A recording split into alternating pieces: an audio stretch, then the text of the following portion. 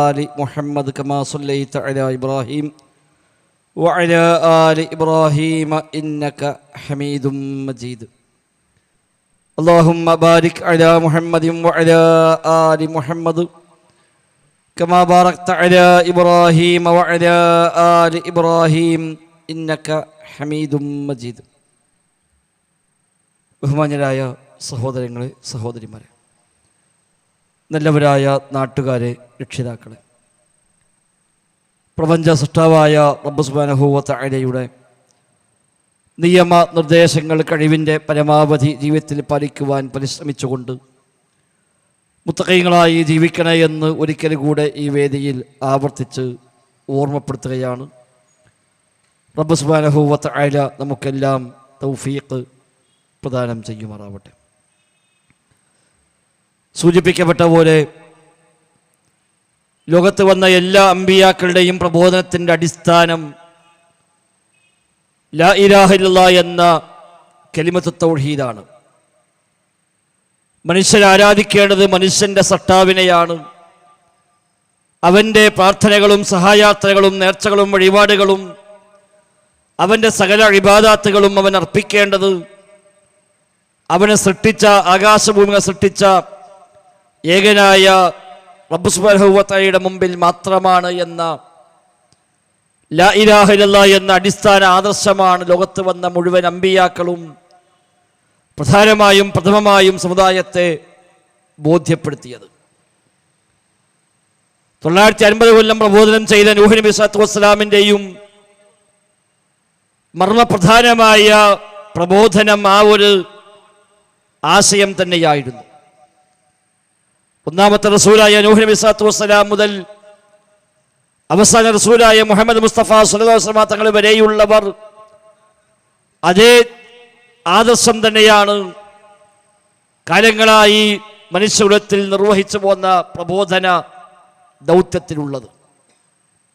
അതാണ് നിർഭയത്വത്തിൻ്റെ ആദർശമെന്നും മനുഷ്യൻ്റെ സമാധാനം, അവൻ്റെ എല്ലാ അർത്ഥത്തിലുമുള്ള നിർഭയത്വം ആ തൗഹീദിലൂടെയാണ് എന്നുമുള്ളതാണ് കഴിഞ്ഞ സംസാരത്തിൽ നാം മനസ്സിലാക്കിയത്. എന്നാൽ ഈ അടിസ്ഥാനത്തിൽ നിന്ന് മനുഷ്യരെ, വിശ്വാസികളെ തെറ്റിക്കുവാനുള്ള വ്യത്യസ്തങ്ങളായ പരിശ്രമങ്ങൾ ഓരോ കാലഘട്ടങ്ങളിൽ ലോകത്ത് കഴിഞ്ഞു പോയിട്ടുണ്ട് എന്നുള്ളത് യാഥാർത്ഥ്യമാണ്. മനുഷ്യരെ പടപ്പുകളിലേക്ക് അടുപ്പിക്കുന്ന, പടച്ച റബ്ബിൽ നിന്ന് അകറ്റുന്ന സംരംഭങ്ങൾ, പരിശ്രമങ്ങൾ ലോകത്തുണ്ടായി. വ്യത്യസ്തങ്ങളായ ന്യായങ്ങൾ പറഞ്ഞ ആളുകളെ റബ്ബിൽ നിന്നകറ്റി റബ്ബിൻ്റെ പടപ്പുകളിലേക്ക് വ്യത്യസ്തങ്ങളായ പേരുകളിലും വ്യത്യസ്തമായ ന്യായങ്ങളിലുമായി മനുഷ്യന്മാരെ അകറ്റിക്കൊണ്ടുപോകാനുള്ള സംവിധാനങ്ങളുണ്ടായി.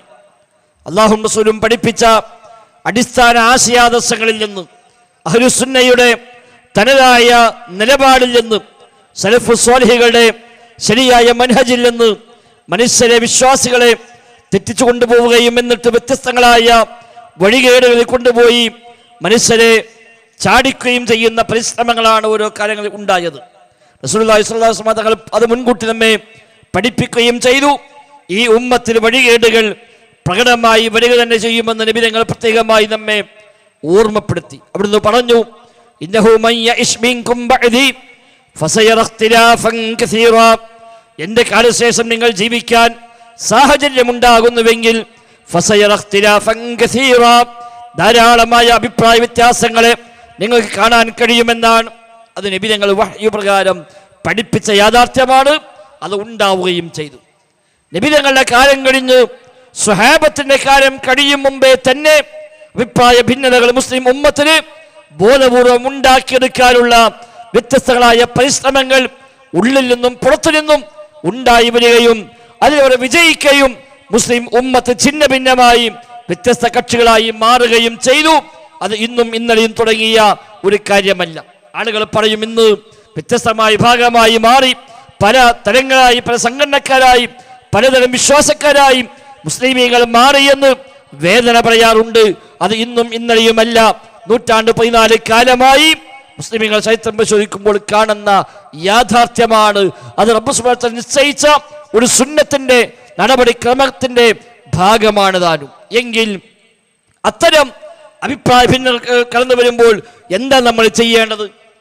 എല്ലാം ഛിന്ന ഭിന്നമായി ഒന്നും വേണ്ട എന്ന് പറഞ്ഞ് മാറി നിൽക്കുകയാണോ? അതോ എല്ലാം കണക്കാണ്, ഒന്നും ശരിയല്ല എന്ന് പറയുകയാണോ? അതല്ലേ എല്ലാം ശരിയാണെന്ന് പറഞ്ഞ് ഏതായാലും കുഴപ്പമില്ല എന്ന അഴകുഴമ്പൻ നിലപാടാണോ? അല്ല, അതല്ല വേണ്ടത്. നേരെ മറിച്ച് നബി തങ്ങൾ കൃത്യമായ മാർഗദർശനം നൽകി. ഫഅലൈക്കും ബിസുന്നതി വസുന്നത്തിൽ ഖുലഫാഇർ റാഷിദീൻ. നിങ്ങൾ സ്വീകരിക്കേണ്ടത് ബിസുന്നതി, എന്റെ സുന്നത്താണ്, എന്റെ നടപടിക്രമമാണ്. വസുന്നത്തുൽ ഖുലഫാഇർ റാഷിദീൻ, ഖുലഫാഉർ റാഷിദീങ്ങളുടെ സുന്നത്താണ്, നടപടിക്രമമാണ്, ചര്യയാണ് നിങ്ങൾ സ്വീകരിക്കേണ്ടത് എന്ന് റസൂലുള്ളാഹി സ്വല്ലല്ലാഹു അലൈഹി വസല്ലമ. മറ്റൊരു ഹദീസിൽ നബി തങ്ങൾ പറഞ്ഞു, എന്റെ ഉമ്മത്ത് 73 വിഭാഗമായി ഭിന്നിക്കുമെന്ന്.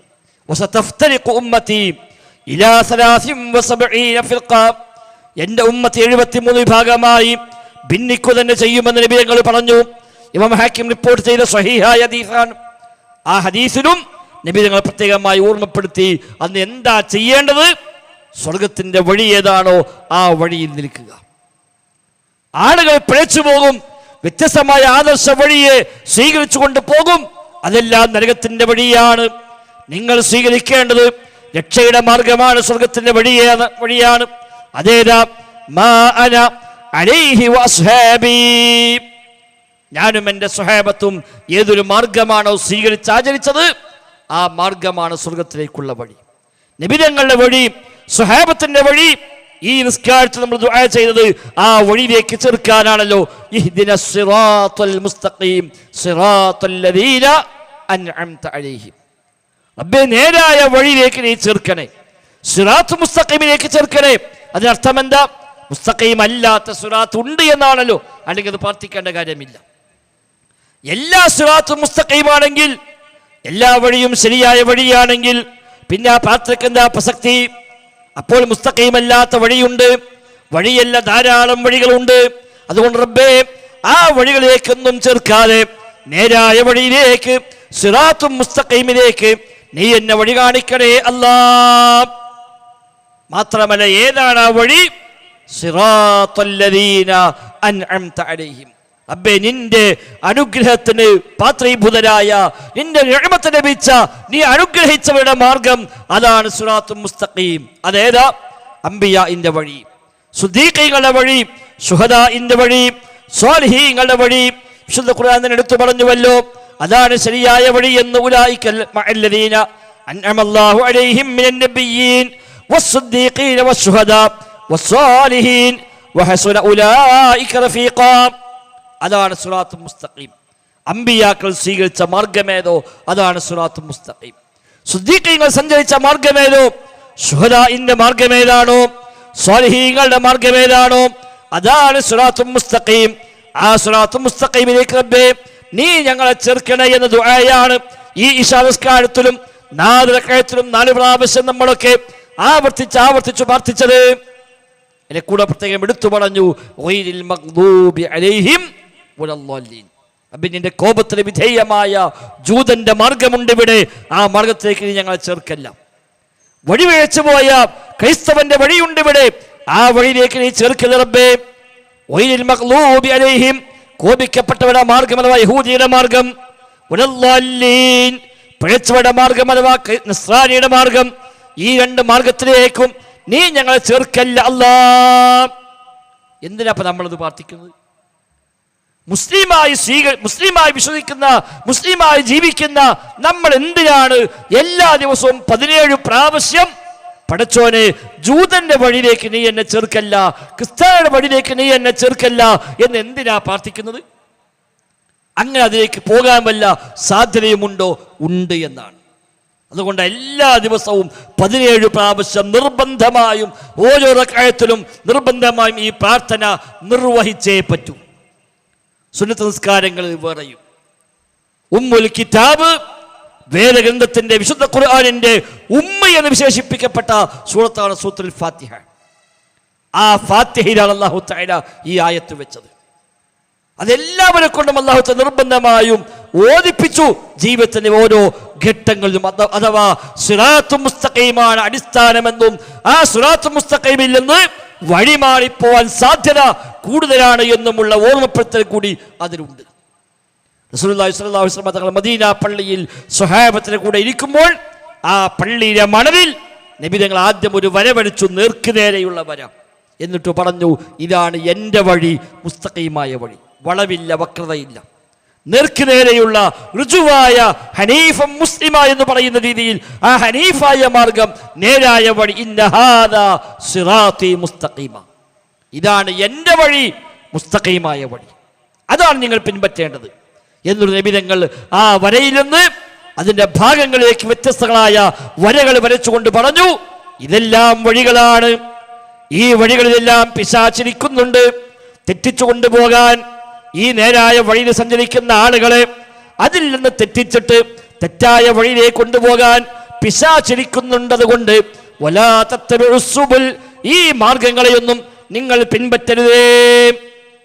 ഇത് അല്ലാഹുവിൻ്റെ റസൂൽ സ്വല്ലല്ലാഹു അലൈഹി വസല്ലം പ്രത്യേകമായി ഓർമ്മപ്പെടുത്തിയ കാര്യമാണ്.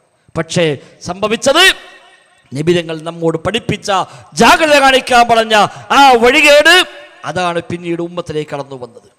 സ്വഹാബിമാർ ജീവിച്ചിരിപ്പുള്ള കാലഘട്ടത്തിലാണ് ഷിയാക്കളുണ്ടായത്, ഖവാരിജുകളുണ്ടായത്, ഖദരിയാക്കളുണ്ടായത്. ഈ 3 സംഘമുണ്ടായി വരുമ്പോൾ സ്വഹാബിമാർ ജീവിച്ചിരിപ്പുണ്ട്. റഹ്മാനായ റബ്ബിന്റെ ഖലാ ഖദറിൽ 2 ഭാഗത്തേക്ക് വഴിവെച്ച് പോയ ആളുകളാണ് ഖദരികൾ എന്നറിയപ്പെടുന്നത്. ഖദരികൾ ഒറ്റ ടീമല്ല, ഖദരികൾ വ്യത്യസ്ത ടീമാണ്. ഖദർ വിഷയത്തിൽ, റബ്ബിന്റെ ഖലാ ഖദറിന്റെ വിഷയത്തിൽ 2 രൂപത്തിലേക്കാണ് വഴികൾ ഉണ്ടായത്. ഒന്ന്, റബ്ബിന്റെ ഖദറിനെ പൂർണ്ണമായും നിഷേധിച്ച ആളുകളാണ് ഒരു ഭാഗത്ത്. 2, ഖദറിൽ അതിര് കവിഞ്ഞ ആളുകളാണ് മറുഭാഗത്ത്. രണ്ടും ഖദരികൾ എന്ന പൊതുവായ പേരിലാണ് അറിയപ്പെടുക.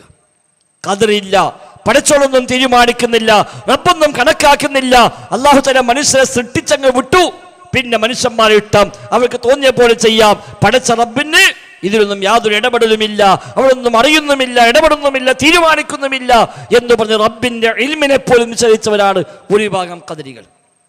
നാളെ ഞാൻ എന്ത് ചെയ്യുമെന്ന് അല്ലാഹ് കണക്കാക്കിയിട്ടില്ല എന്ന് പറഞ്ഞപ്പോ അഹ്ലുസുന്ന അന്ന് ചോദിച്ചു, നാളെ ഞാൻ എന്ത് ചെയ്യുമെന്ന് അല്ലാഹ്ക്ക് അറിയോന്ന്?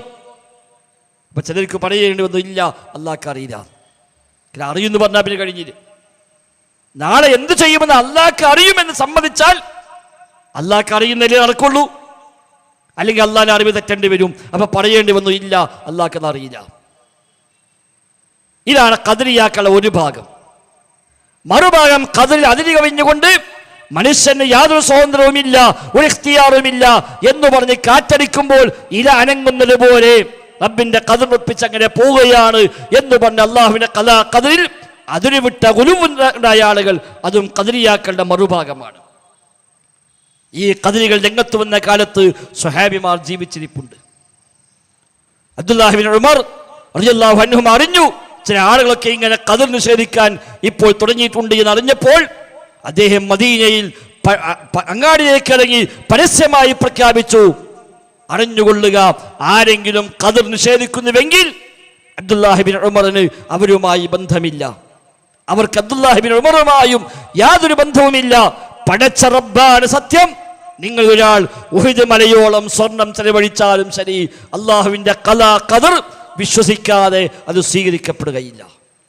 സ്വഹാബത്തിന്റെ നിലപാടായിരുന്നു. അവിടെ സിറാത്തും മുസ്തഖീമും അല്ലാത്ത സിറാത്തും തമ്മിൽ വേർതിരിയുന്നതാണ് നമ്മൾ അവിടെ കാണുന്നത്.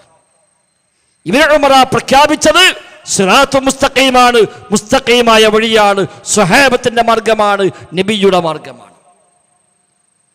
വഴിമാറിപ്പോയിട്ട് ഖദർ ഇല്ല എന്ന് വാദിച്ചത് അത് മുസ്തഖീമായ മാർഗമല്ല.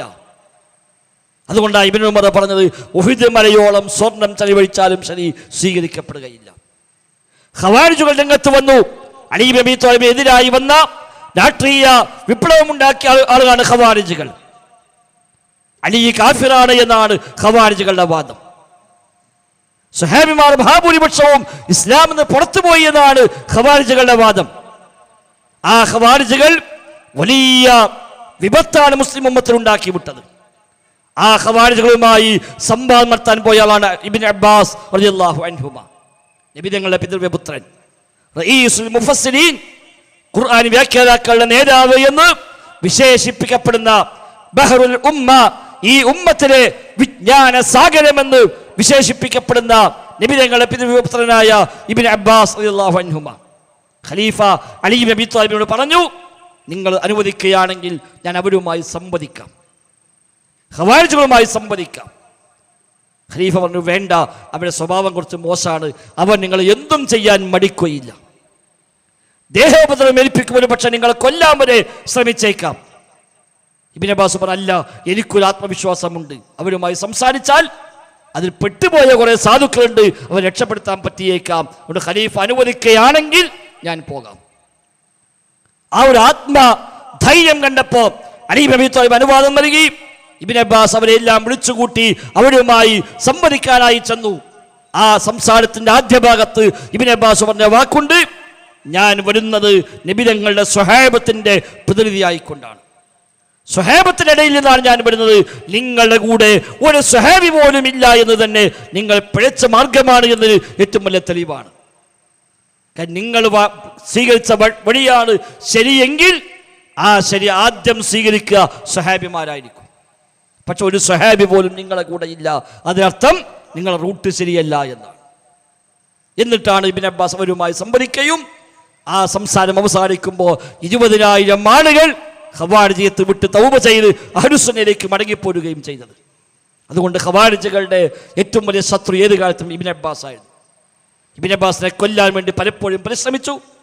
അതിമോശമായ പദങ്ങളിൽ ഇബ്നു അബ്ബാസിനെ അവർ വല്ലാതെ പ്രയാസപ്പെടുത്തി.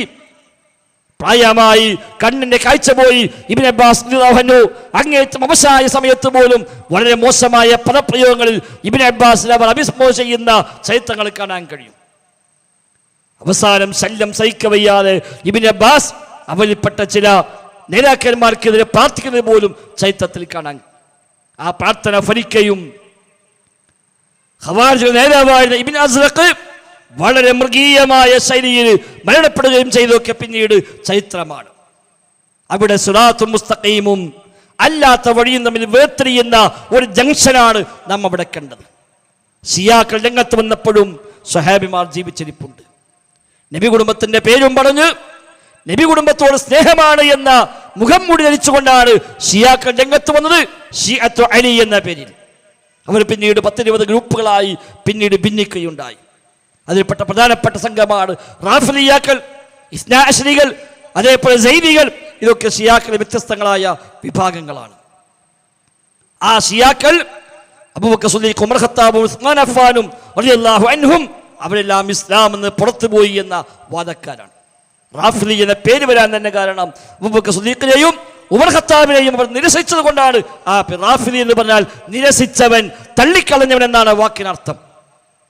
ശൈഖൈനിയെ, അബൂബക്കർ സിദ്ദീഖിനെ, ഉമർ ഖത്താബിനെ തള്ളിക്കളഞ്ഞു എന്നതുകൊണ്ടാണ് ആ പേരുണ്ടായത്. അലി ഇബ്നു അബീ ത്വാലിബിന്റെ മകൻ സയ്യിദ് ഇബ്നു അലി, ആ സയ്യിദ് ഇബ്നു അലിയുമായി ബന്ധപ്പെട്ട സംസാരത്തിൽ ഈ റാഫിലികൾ ആവശ്യപ്പെട്ടു സയ്യിദിനോട്, നിങ്ങൾ അബൂബക്കർ സിദ്ദീഖിനെയും ഉമർ ഖത്താബിനെയും തള്ളിപ്പറയണം, എന്നാലേ ഞങ്ങൾ നിങ്ങളെ സപ്പോർട്ട് ചെയ്യുള്ളൂ. സയ്യിദ് ഇബ്നു അലി പറഞ്ഞു, എൻ്റെ പിതാവ് അലിയുടെ കൂട്ടുകാരാണവർ, നബി ഞങ്ങളുടെ സ്വഹാബത്താണവർ, അതുകൊണ്ട് അവരെ തള്ളാൻ ഞാൻ തയ്യാറല്ല. അപ്പൊ എങ്കിൽ റഫൽനാക, ഞങ്ങൾ നിങ്ങളെ തള്ളുന്നു. നിങ്ങൾ അവരെ തള്ളൂല എങ്കിൽ നിങ്ങൾ ഞങ്ങൾക്ക് വേണ്ട, ഞങ്ങൾ നിങ്ങളെ തള്ളിപ്പറയുന്നു എന്ന് പറഞ്ഞ് ആ പിന്തുണ പിൻവലിക്കുന്നുവെന്ന് പ്രഖ്യാപിച്ച ആ ഒരു കാരണം കൊണ്ട് കൂടിയാണ് റാഫിദി എന്ന പേരുണ്ടായത്. അവർ സ്വഹാബത്തിന്റെ മഹാഭൂരിപക്ഷത്തെയും ഇസ്ലാം എന്ന് പുറത്തുപോയവരായി പ്രഖ്യാപിച്ചു. 5-6 സ്വഹാബിമാര് മാത്രമേ മുസ്ലിമായി ബാക്കിയുള്ളൂ, അല്ലാത്തവരൊക്കെ ഇസ്ലാം എന്ന് പുറത്തുപോയി എന്നാണ് റാഫിദിയാക്കളുടെ വാദം. ആയിഷ റളിയല്ലാഹു അൻഹ വ്യഭിചാരിണിയാണ് എന്നാണ് റാഫിദിയാക്കളുടെ വാദം. സുബ്ഹാനല്ലാഹ്. വിശുദ്ധ ഖുർആൻ ഈ ഖുർആൻ അല്ല എന്നാണ് ഓല വാദം. ശരിയായ ഖുർആൻ 70,000 ആയത്തിറങ്ങിയ ഖുർആൻ ഉണ്ട്. അത് അലിയുടെ കൈവശം ഉണ്ടായിരുന്നു. ആ ഖുർആനിൽ മുഹാജിറുകളുടെയും അൻസാരികളുടെയും ഒരുപാട് ന്യൂനതകളെ പോരായ്മകൾ അല്ലാഹു തആല ആയത്തായി ഇറക്കിയിട്ടുണ്ട്. അതെല്ലാം ഉമർ ഖത്താബ് മെല്ലെ സൂത്രപ്പണി ചെയ്ത് അതെല്ലാം വെട്ടിക്കളഞ്ഞ് ഒഴിവാക്കി കളഞ്ഞതാണ് എന്നാണ് റാഫിദിയാക്കളുടെ വിശ്വാസം. 12 ഇമാമിയങ്ങൾ വരുമെന്നും അവരാണ് ഔസിയ, അവർക്കാണ് നബി ഞങ്ങൾ വസിയ്യത്ത് കൊടുത്തത്, നബിയുടെ ശേഷം ഖലീഫയാകേണ്ട അവരാണ്, അതിൽ ഒന്നാമത്തെ വസിയ്യ അലിയാണ്, ഒരു നബിയുടെ ശേഷം ഖലീഫ അലിയാണ് വേണ്ടത് എന്നാണ് റാഫിദിയാക്കളുടെ വിശ്വാസം. പിന്നീട് ഹസനും ഹുസൈനും ജാഫറും, അതേപോലെ ജാഫർ സ്വാദിഖും മൂസൽ കാദിമും അടക്കമുള്ള 12 പേരെ എണ്ണി പറഞ്ഞുകൊണ്ട് 11 ആളുകൾ കഴിഞ്ഞുപോയി. ഇനി 12ാമത്തെ ആള് മഹദിയായി വരാനുണ്ട് എന്ന് അവർ കാത്തിരിക്കുന്ന മഹദിയുണ്ട്. അത് അഹ്ലുസുന്ന പറഞ്ഞ മഹദിയല്ല. ഇത് സിറാത്ത് മുസ്തഖീമും അല്ലാത്ത വഴിയും തമ്മിൽ വേർതിരിയുന്ന ഒരു ജംഗ്ഷനായിരുന്നു. നബി ഞങ്ങൾ പറഞ്ഞാണ്, എൻ്റെ ഉമ്മത്ത് 73 മാറും. നിങ്ങൾ ജീവിക്കുന്നുവെങ്കിൽ ധാരാളം അഭിപ്രായ ഭിന്നതകളെ നിങ്ങൾ കാണും. ഫഅലൈക്കും ബിസുന്നതി വസുന്നത്തിൽ ഖുലഫാഇ റാഷിദീൻ. എത്ര കൃത്യമായ അളവുകോലാണ്! എൻ്റെ സുന്നത്തിനെ നിങ്ങൾ മുറുകെ പിടിക്കുക, ഖുലഫാഉ റാഷിദീങ്ങളുടെ സുന്നത്തിനെ നിങ്ങൾ മുറുകെ പിടിക്കുക. അത് മുറുകെ പിടിക്കാൻ കഴിയുന്നവർ അഹ്ലുസുന്ന മാത്രമാണ്. വേറെ ആർക്കും കഴിയില്ല, വേറെ ആർക്കും കഴിയില്ല. ഞങ്ങളാണ് സാക്ഷാൽ മുസ്ലിമീങ്ങളെന്ന് അവകാശപ്പെടുക എന്നല്ലാതെ ഈ പറഞ്ഞ അളവുകോല് അലൈക്കും ബിസുന്നതി വസുന്നത്തിൽ ഖുലഫാഇ റാഷിദീൻ അൽ മഹ്ദിയീൻ എന്ന് പറഞ്ഞ ആ അളവുകോല് പ്രകാരം മുന്നോട്ട് പോകാൻ അഹ്ലുസുന്നക്ക് മാത്രമാണ് സാധിക്കുക. അല്ലാത്തൊരു സാധ്യമല്ല. ഷിയാക്കൾ പറഞ്ഞു പല ഹദീസും പറ്റൂല. എന്താ കാരണം? അത് അബൂബക്കർ സിദ്ദീഖാണ് റിപ്പോർട്ട് ചെയ്തത്, ഇത് ഉമർ ഖത്താബ് റിപ്പോർട്ട് ചെയ്തത്, അത് ആയിഷ ബിബിയെ റിപ്പോർട്ട് ചെയ്തത്. അവരൊന്നും മുസ്ലിമീങ്ങളല്ല. അതുകൊണ്ട് നബി പറഞ്ഞു എന്ന് അവർ പറഞ്ഞാൽ അത് വിശ്വസിക്കാൻ പറ്റൂല. എന്താ ഫലം? 90% ഹദീസും ഒഴിവായി. 90% ഹദീസും തള്ളാൻ പറ്റി. എന്നാ ഞങ്ങൾ ഹദീസ് സ്വീകരിക്കൂല, ഹദീസ് വേണ്ട എന്നൊരു പറഞ്ഞോ? ഇല്ല. ഓരോ പ്രമാണം എന്താ? ഖുർആനും സുന്നത്തുമാണ്. പക്ഷെ അവർക്ക് ഹദീസ് കൊണ്ടുകൊടുത്താലോ? ആ ഹദീസ് പറ്റൂല. അത് നബി പറഞ്ഞു, ആയിഷ ബീവിയല്ലേ പറഞ്ഞത്? ആയിഷ ബീവി വിചാരിയാണ്. അതുകൊണ്ട് നബി പറഞ്ഞു, ആയിഷ ബീവി പറഞ്ഞാൽ സ്വീകാര്യമല്ല. നഊദു ബില്ലാഹ്. അങ്ങനെ നോക്കുമ്പോൾ ഏത് ഹദീസും സ്വീകാര്യമല്ല. എല്ലാം തള്ളിക്കളഞ്ഞ ഒരു പുതിയ നയം, ഒരു പുതിയ ആശയം സ്ഥാപിച്ചെടുക്കാൻ പറ്റി. ഖവാരിജുകൾ തിരിച്ചു പറഞ്ഞു, അവരെ സംബന്ധിച്ച് അലിയാണ് ഇസ്ലാം എന്ന് പുറത്തു പോയതാണ്, അലിയാണ് കാഫിറായി പോയത്. അതുകൊണ്ട് അലി ഉദ്ധരിച്ച ഹദീസ് അത് നമുക്ക് വേണ്ട, അത് സ്വീകാര്യമില്ല. സമാനമായി അവര് ഇസ്ലാമെന്ന് പുറത്തായി മുദ്ര കുത്തിയ കുറെ സ്വഹാബിമാർ, അവരിലൂടെ കിട്ടിയ ഹദീസൊന്നും സ്വീകാര്യമല്ല. അപ്പം അതും പോയി. ഖദരിയാക്കളോ ഖദർ ഉണ്ട് എന്ന് പറയുന്ന ഹദീസ് അത് പറ്റൂല, സ്വീകരിക്കാൻ പറ്റൂല. അത് ഖുർആനെതിരാണ്, അത് ഖുർആനെതിരെ. അതുകൊണ്ട് ആ ഹദീസ് വേണ്ട എന്ന് പറഞ്ഞ ഖദരിയൊക്കെ കുറെ ഹദീസ് ഒഴിവാക്കി. ആ ഖദരിയത്തിന്റെ മറ്റൊരു രൂപമായിരുന്നു മുഅ്തസിലിയത്ത്. 110 വഫാത്തായ താബിഈ പ്രമുഖൻ ഹസൻ ബസ്രി റഹിമഹുല്ലാ, അദ്ദേഹത്തിൽ നിന്ന് തെറ്റിപ്പിരിഞ്ഞു പോയതാണ് മുഅ്തസിലിയാക്കൾ. വാസിൽ ഇബ്നു അത്താ എന്ന് പറയുന്ന ഹിജ്റ 123 മരണപ്പെട്ട ഒരു മനുഷ്യന്റെ തലയിലാണ് ആ ചിന്ത, ആ ബുദ്ധി ഉടലെടുത്തത്. അയാളിൽ നിന്നാണ് ഇഴ്തിസാൽ മുഅ്തസിലിയത്തിന്റെ ആശയമുണ്ടായത്. ഹദീസ് നിഷേധ പ്രവണതയ്ക്ക് ഊടും പാവും നൽകി അതിനെ ഒരു സംവിധാനമാക്കി മാറ്റിക്കൊണ്ടുവന്നത് ആ മുഅ്തസിലിയാക്കളായിരുന്നു. പിന്നീട് വഴിപ്പെട്ട പല നേതാക്കന്മാരും അതിശക്തമായ ഭാഷയിൽ ഹദീസുകളെ പുതിയ ചില വളയങ്ങൾ വെച്ചുകൊണ്ട്, പുതിയ അളവുകോല് വെച്ചുകൊണ്ട് അതിൽ പറ്റാത്തെല്ലാം തള്ളിക്കളയുന്ന രീതിയുണ്ടായി.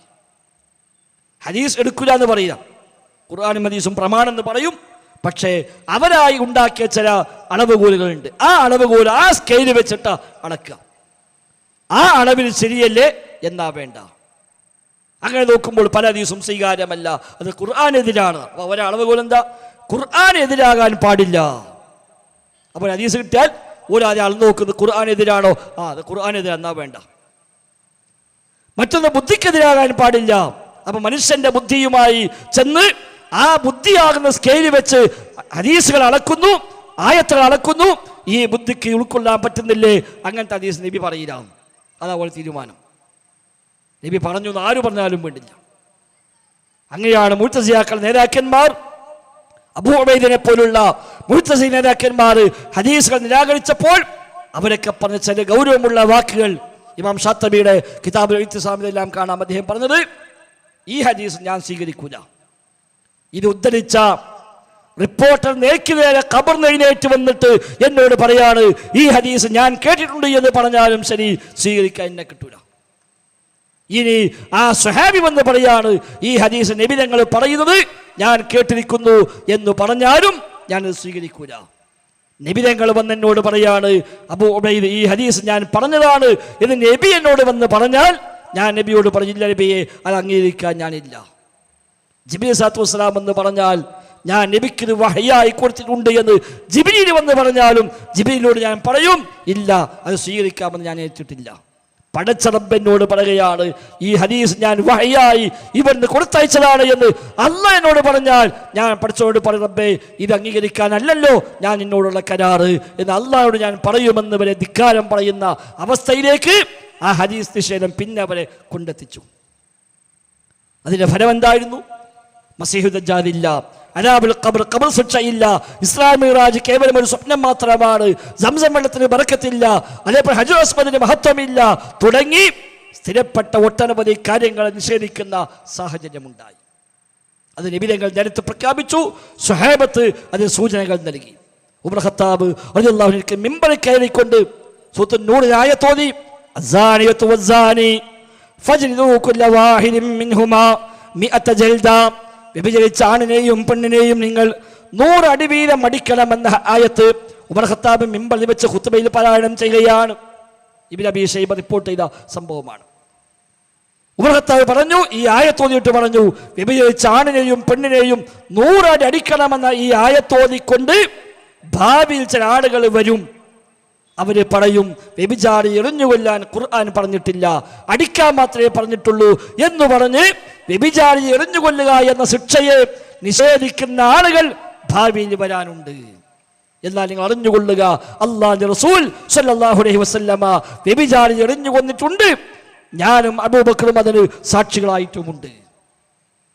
ശേഷം അദ്ദേഹം പറഞ്ഞു, ഈ ആയത്തോതുന്ന എല്ലാവർക്കും കാണുമാറ് ഇത് മുസ്ഹഫിന്റെ സൈഡിൽ ഈ സംഭവം രേഖപ്പെടുത്തി വെക്കാൻ എനിക്ക് ആഗ്രഹമുണ്ട്. നബി എറിഞ്ഞുകൊണ്ടിരിക്കുന്നു, അബൂബക്കറും ഉമറും സാക്ഷിയായിരിക്കുന്നു എന്ന് എഴുതി വെക്കാൻ ആഗ്രഹമുണ്ട്. പക്ഷേ ഭാവിയിൽ ഏതെങ്കിലും ജാഹിലികൾ വന്ന് പറഞ്ഞേക്കാം, അള്ളാഹുവിന്റെ കിതാബിൽ ഉമറിന്റെ വക എഴുതി ചേർത്തു എന്ന് പറയുമോ എന്ന ഭയം കാരണം ഞാൻ എഴുതി വെക്കുന്നില്ല, അല്ലെങ്കിൽ എഴുതി വെക്കുമായിരുന്നു. അദ്ദേഹം പറഞ്ഞു, അങ്ങനെ നിഷേധികൾ ഭാവിയിൽ വരും. അവർ ഈ ആയത്ത് ഓതിയിട്ട് പറയും എറിഞ്ഞുകൊല്ലാൻ ഖുർആൻ പറഞ്ഞിട്ടില്ല. അവർ അദാബുൽ ഖബർ നിഷേധിക്കും, ഖബർ ശിക്ഷ നിഷേധിക്കും, അവർ ദജ്ജാൽ നിഷേധിക്കും, അവർ ശഫാഅത്ത് നിഷേധിക്കും. അത്തരം ആളുകൾ വരാനുണ്ട് എന്ന് ഉമർ ഖത്താബ് റളിയല്ലാഹു അൻഹു അന്ന് മിമ്പറിൽ വെച്ച് പ്രഖ്യാപിക്കുക. അതങ്ങനെ തന്നെ ഉണ്ടായി. അപ്പൊ ഈ ഒരു വ്യത്യസ്തമായ വഴികളിലേക്ക് സിറാത്തുൽ മുസ്തഖീമിൽ നിന്ന് ആളുകൾ തെറ്റിപ്പോയിട്ടുണ്ട്. പ്രധാനമായും 2 വഴിക്ക് ആ വഴികളുണ്ടായത്. 2 വഴിക്ക്. ഒന്ന്, ഉലുവ്, അതിവാദങ്ങൾ, മതം പറഞ്ഞതിനും അപ്പുറത്തേക്ക് പോവുക, മതത്തിൽ ഇല്ലാത്തത് കൂടി മതമാക്കി മാറ്റുക, ഇല്ലാത്ത സംഭവങ്ങളെ, ഇല്ലാത്ത കാര്യങ്ങളെ മതമാക്കി അവതരിപ്പിക്കുക, അതിന് വിടുക. ആ രീതി, അതാണ് ക്രൈസ്തവന്റെ വഴി, ളലാലത്തിന്റെ മാർഗം. മതമാണെന്ന് കരുതി മതമല്ലാത്തതൊക്കെ സ്വീകരിച്ച് വഴിവഴിച്ചു പോകുന്നവരല്ലീൻ എന്ന് നമ്മൾ പ്രാർത്ഥിക്കുന്നത് ആ വഴിയെക്കുറിച്ചുള്ള ജാഗ്രതയാണ്. അത് ഷിയാക്കളിലൂടെ ഈ ഉമ്മത്തിലേക്ക് വന്നു. ഷിയാക്കളാണ് മുമ്പിൽ നിന്നത്. ആ ഷിയാക്കളാവട്ടെ ജൂതന്റെ സൃഷ്ടിയുമാണ്. ആ ഷിയാക്കളിൽ നിന്നാണ് ആ വിഷയമുണ്ടായത്. തൗഹീദ് അട്ടിമറിച്ച് ഷിയാക്കളാണ് ഇവിടെ പരിചയപ്പെടുത്തിയത്. ഇലാഹ എന്ന് വിശ്വസിച്ചാലല്ലാതെ ശിർക്ക് സംഭവിക്കുകയില്ല. ഒരാളോട് എന്ത് തേടിയാലും ശിർക്കല്ല, എന്ത് ചെയ്താലും ശിർക്കല്ല, ഇബാദത്ത് സമർപ്പിച്ചാലും ശിർക്കാകുന്നില്ല. നേരെ മറിച്ച് ഇലാഹാണ്, ഖാലിഖാണ്, സ്വയം കഴിവുള്ളവനാണ്, സട്ടാവാണ്, ആരാധ്യനാണ് എന്ന വിശ്വാസമുണ്ടെങ്കിൽ ശിർക്ക് വരികയുള്ളൂ, അല്ലെങ്കിൽ ശിർക്ക് വരികയില്ല. അത് കല്ലോ മരമോ ഏതാവട്ടെ, ഏതു പടപ്പിന്റെ മുമ്പിൽ നിങ്ങൾ എന്തൊക്കെ സമർപ്പിച്ചാലും ശരി, അത് ശിർക്കാവുകയില്ല. ആ പടപ്പ്, ആ സൃഷ്ടി, ആ മനുഷ്യൻ, ആ വ്യക്തി ഇലാഹാണെന്ന് വിശ്വസിക്കണം, ഖാലിഖാണ്, സട്ടാവാണ് വിശ്വസിക്കണം, എന്നാലേ ശിർക്ക് വരികയുള്ളൂ എന്ന വാദം കൊണ്ടുവന്നത് ഷിയാക്കളാണ്. മുദബ്ബിർ വാദം കൊണ്ടുവന്നത് ഷിയാക്കളാണ്. ഇന്ന് നമ്മുടെ നാട്ടിൽ മുദബ്ബിർ കേട്ടാൽ CM അടവുവിനെ ഓർമ്മയാകാം. എന്നാൽ ആദ്യമായി ലോകത്തിങ്ങനെ അല്ലല്ലാത്ത മുദബ്ബിറിനെ പരിചയപ്പെടുത്തിയത് ഷിയാക്കളാണ്. ഷിയാക്കളെ വിശ്വാസപ്രകാരം അല്ലാഹു തആല ലോകത്താകെ സൃഷ്ടിച്ചത് മുഹമ്മദ് നബിയുടെ പ്രകാശം മാത്രം, വേറൊന്നും പഠിച്ചിട്ടില്ല. ബാക്കിയൊന്നും പഠിച്ചത് അല്ലല്ല. അല്ല, ഷിയാക്കൾ അസ്ലി അല്ലാഹു തആല നബി ഞങ്ങളെ പഠിച്ചു, നബിയുടെ പ്രകാശം പഠിച്ചു, എന്നിട്ട് ബാക്കി ആ പ്രകാശത്തെ ഏൽപ്പിച്ചു, നിങ്ങൾ പഠിച്ചോളിയാണ്. അപ്പൊ ഒന്നാമത്തെ മുദബ്ബിർ അല്ലയാണെങ്കിൽ 2ാം മുദബ്ബിർ നബിയാണ്. ആ നബി ചെയ്തതോ, നബി പിന്നെ അലിയെ പഠിച്ചു, എന്നിട്ട് ബാക്കി അലിയോട് ഏൽപ്പിച്ചു കൊടുത്തു. ബാക്കിയെല്ലാം സൃഷ്ടിച്ചത് അലിയാണ്. 3ാം മുദബ്ബിർ. 3ാം മുദബ്ബിർ അലിയാണ്. ചിലർക്ക് ഒന്നാം മുദബ്ബിർ നബി, രണ്ടാം മുദബ്ബിർ അലി. ഇതാണ് ഷിയാക്കളുടെ വിശ്വാസം. അവിടുന്നാണ് നമ്മുടെ നാട്ടിലേക്ക് ഈ മുദബ്ബിർ ആലം വാദം കയറി വന്നത്. സ്വയം കഴിവുണ്ട് വിശ്വസിച്ചാലേ ശിർക്കാവുള്ളൂ, കൊടുത്ത കഴിവെന്ന് വിശ്വസിച്ചാൽ ശിർക്കില്ല. ഷിയാക്കൾ അടിസ്ഥാനമാണ്. പക്ഷപാതിത്വങ്ങൾക്ക് അതീതമായി ആത്മാർത്ഥമായി നിഷ്കളങ്കമായി ഒന്ന് അന്വേഷിക്കാൻ തയ്യാറായാൽ മതി.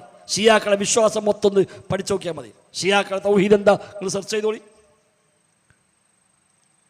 അടിസ്ഥാനം അതാണ്. സ്വയം കഴിവുണ്ടെന്ന് വിശ്വസിച്ചാൽ മാത്രമേ ശിർക്ക് വരുള്ളൂ, അല്ലെങ്കിൽ ശിർക്ക് വരികയില്ല. കൊടുത്ത കഴിവെന്ന് ചോദിക്കാം, അത് ഓലവാദമാണ്. ശരീഅത്തിന് ളാഹിറും ബാത്തിനുമുണ്ട്, പ്രത്യക്ഷവും പരോക്ഷവുമുണ്ട് എന്ന് ഷിയാക്കളുടെ വാദമാണ്.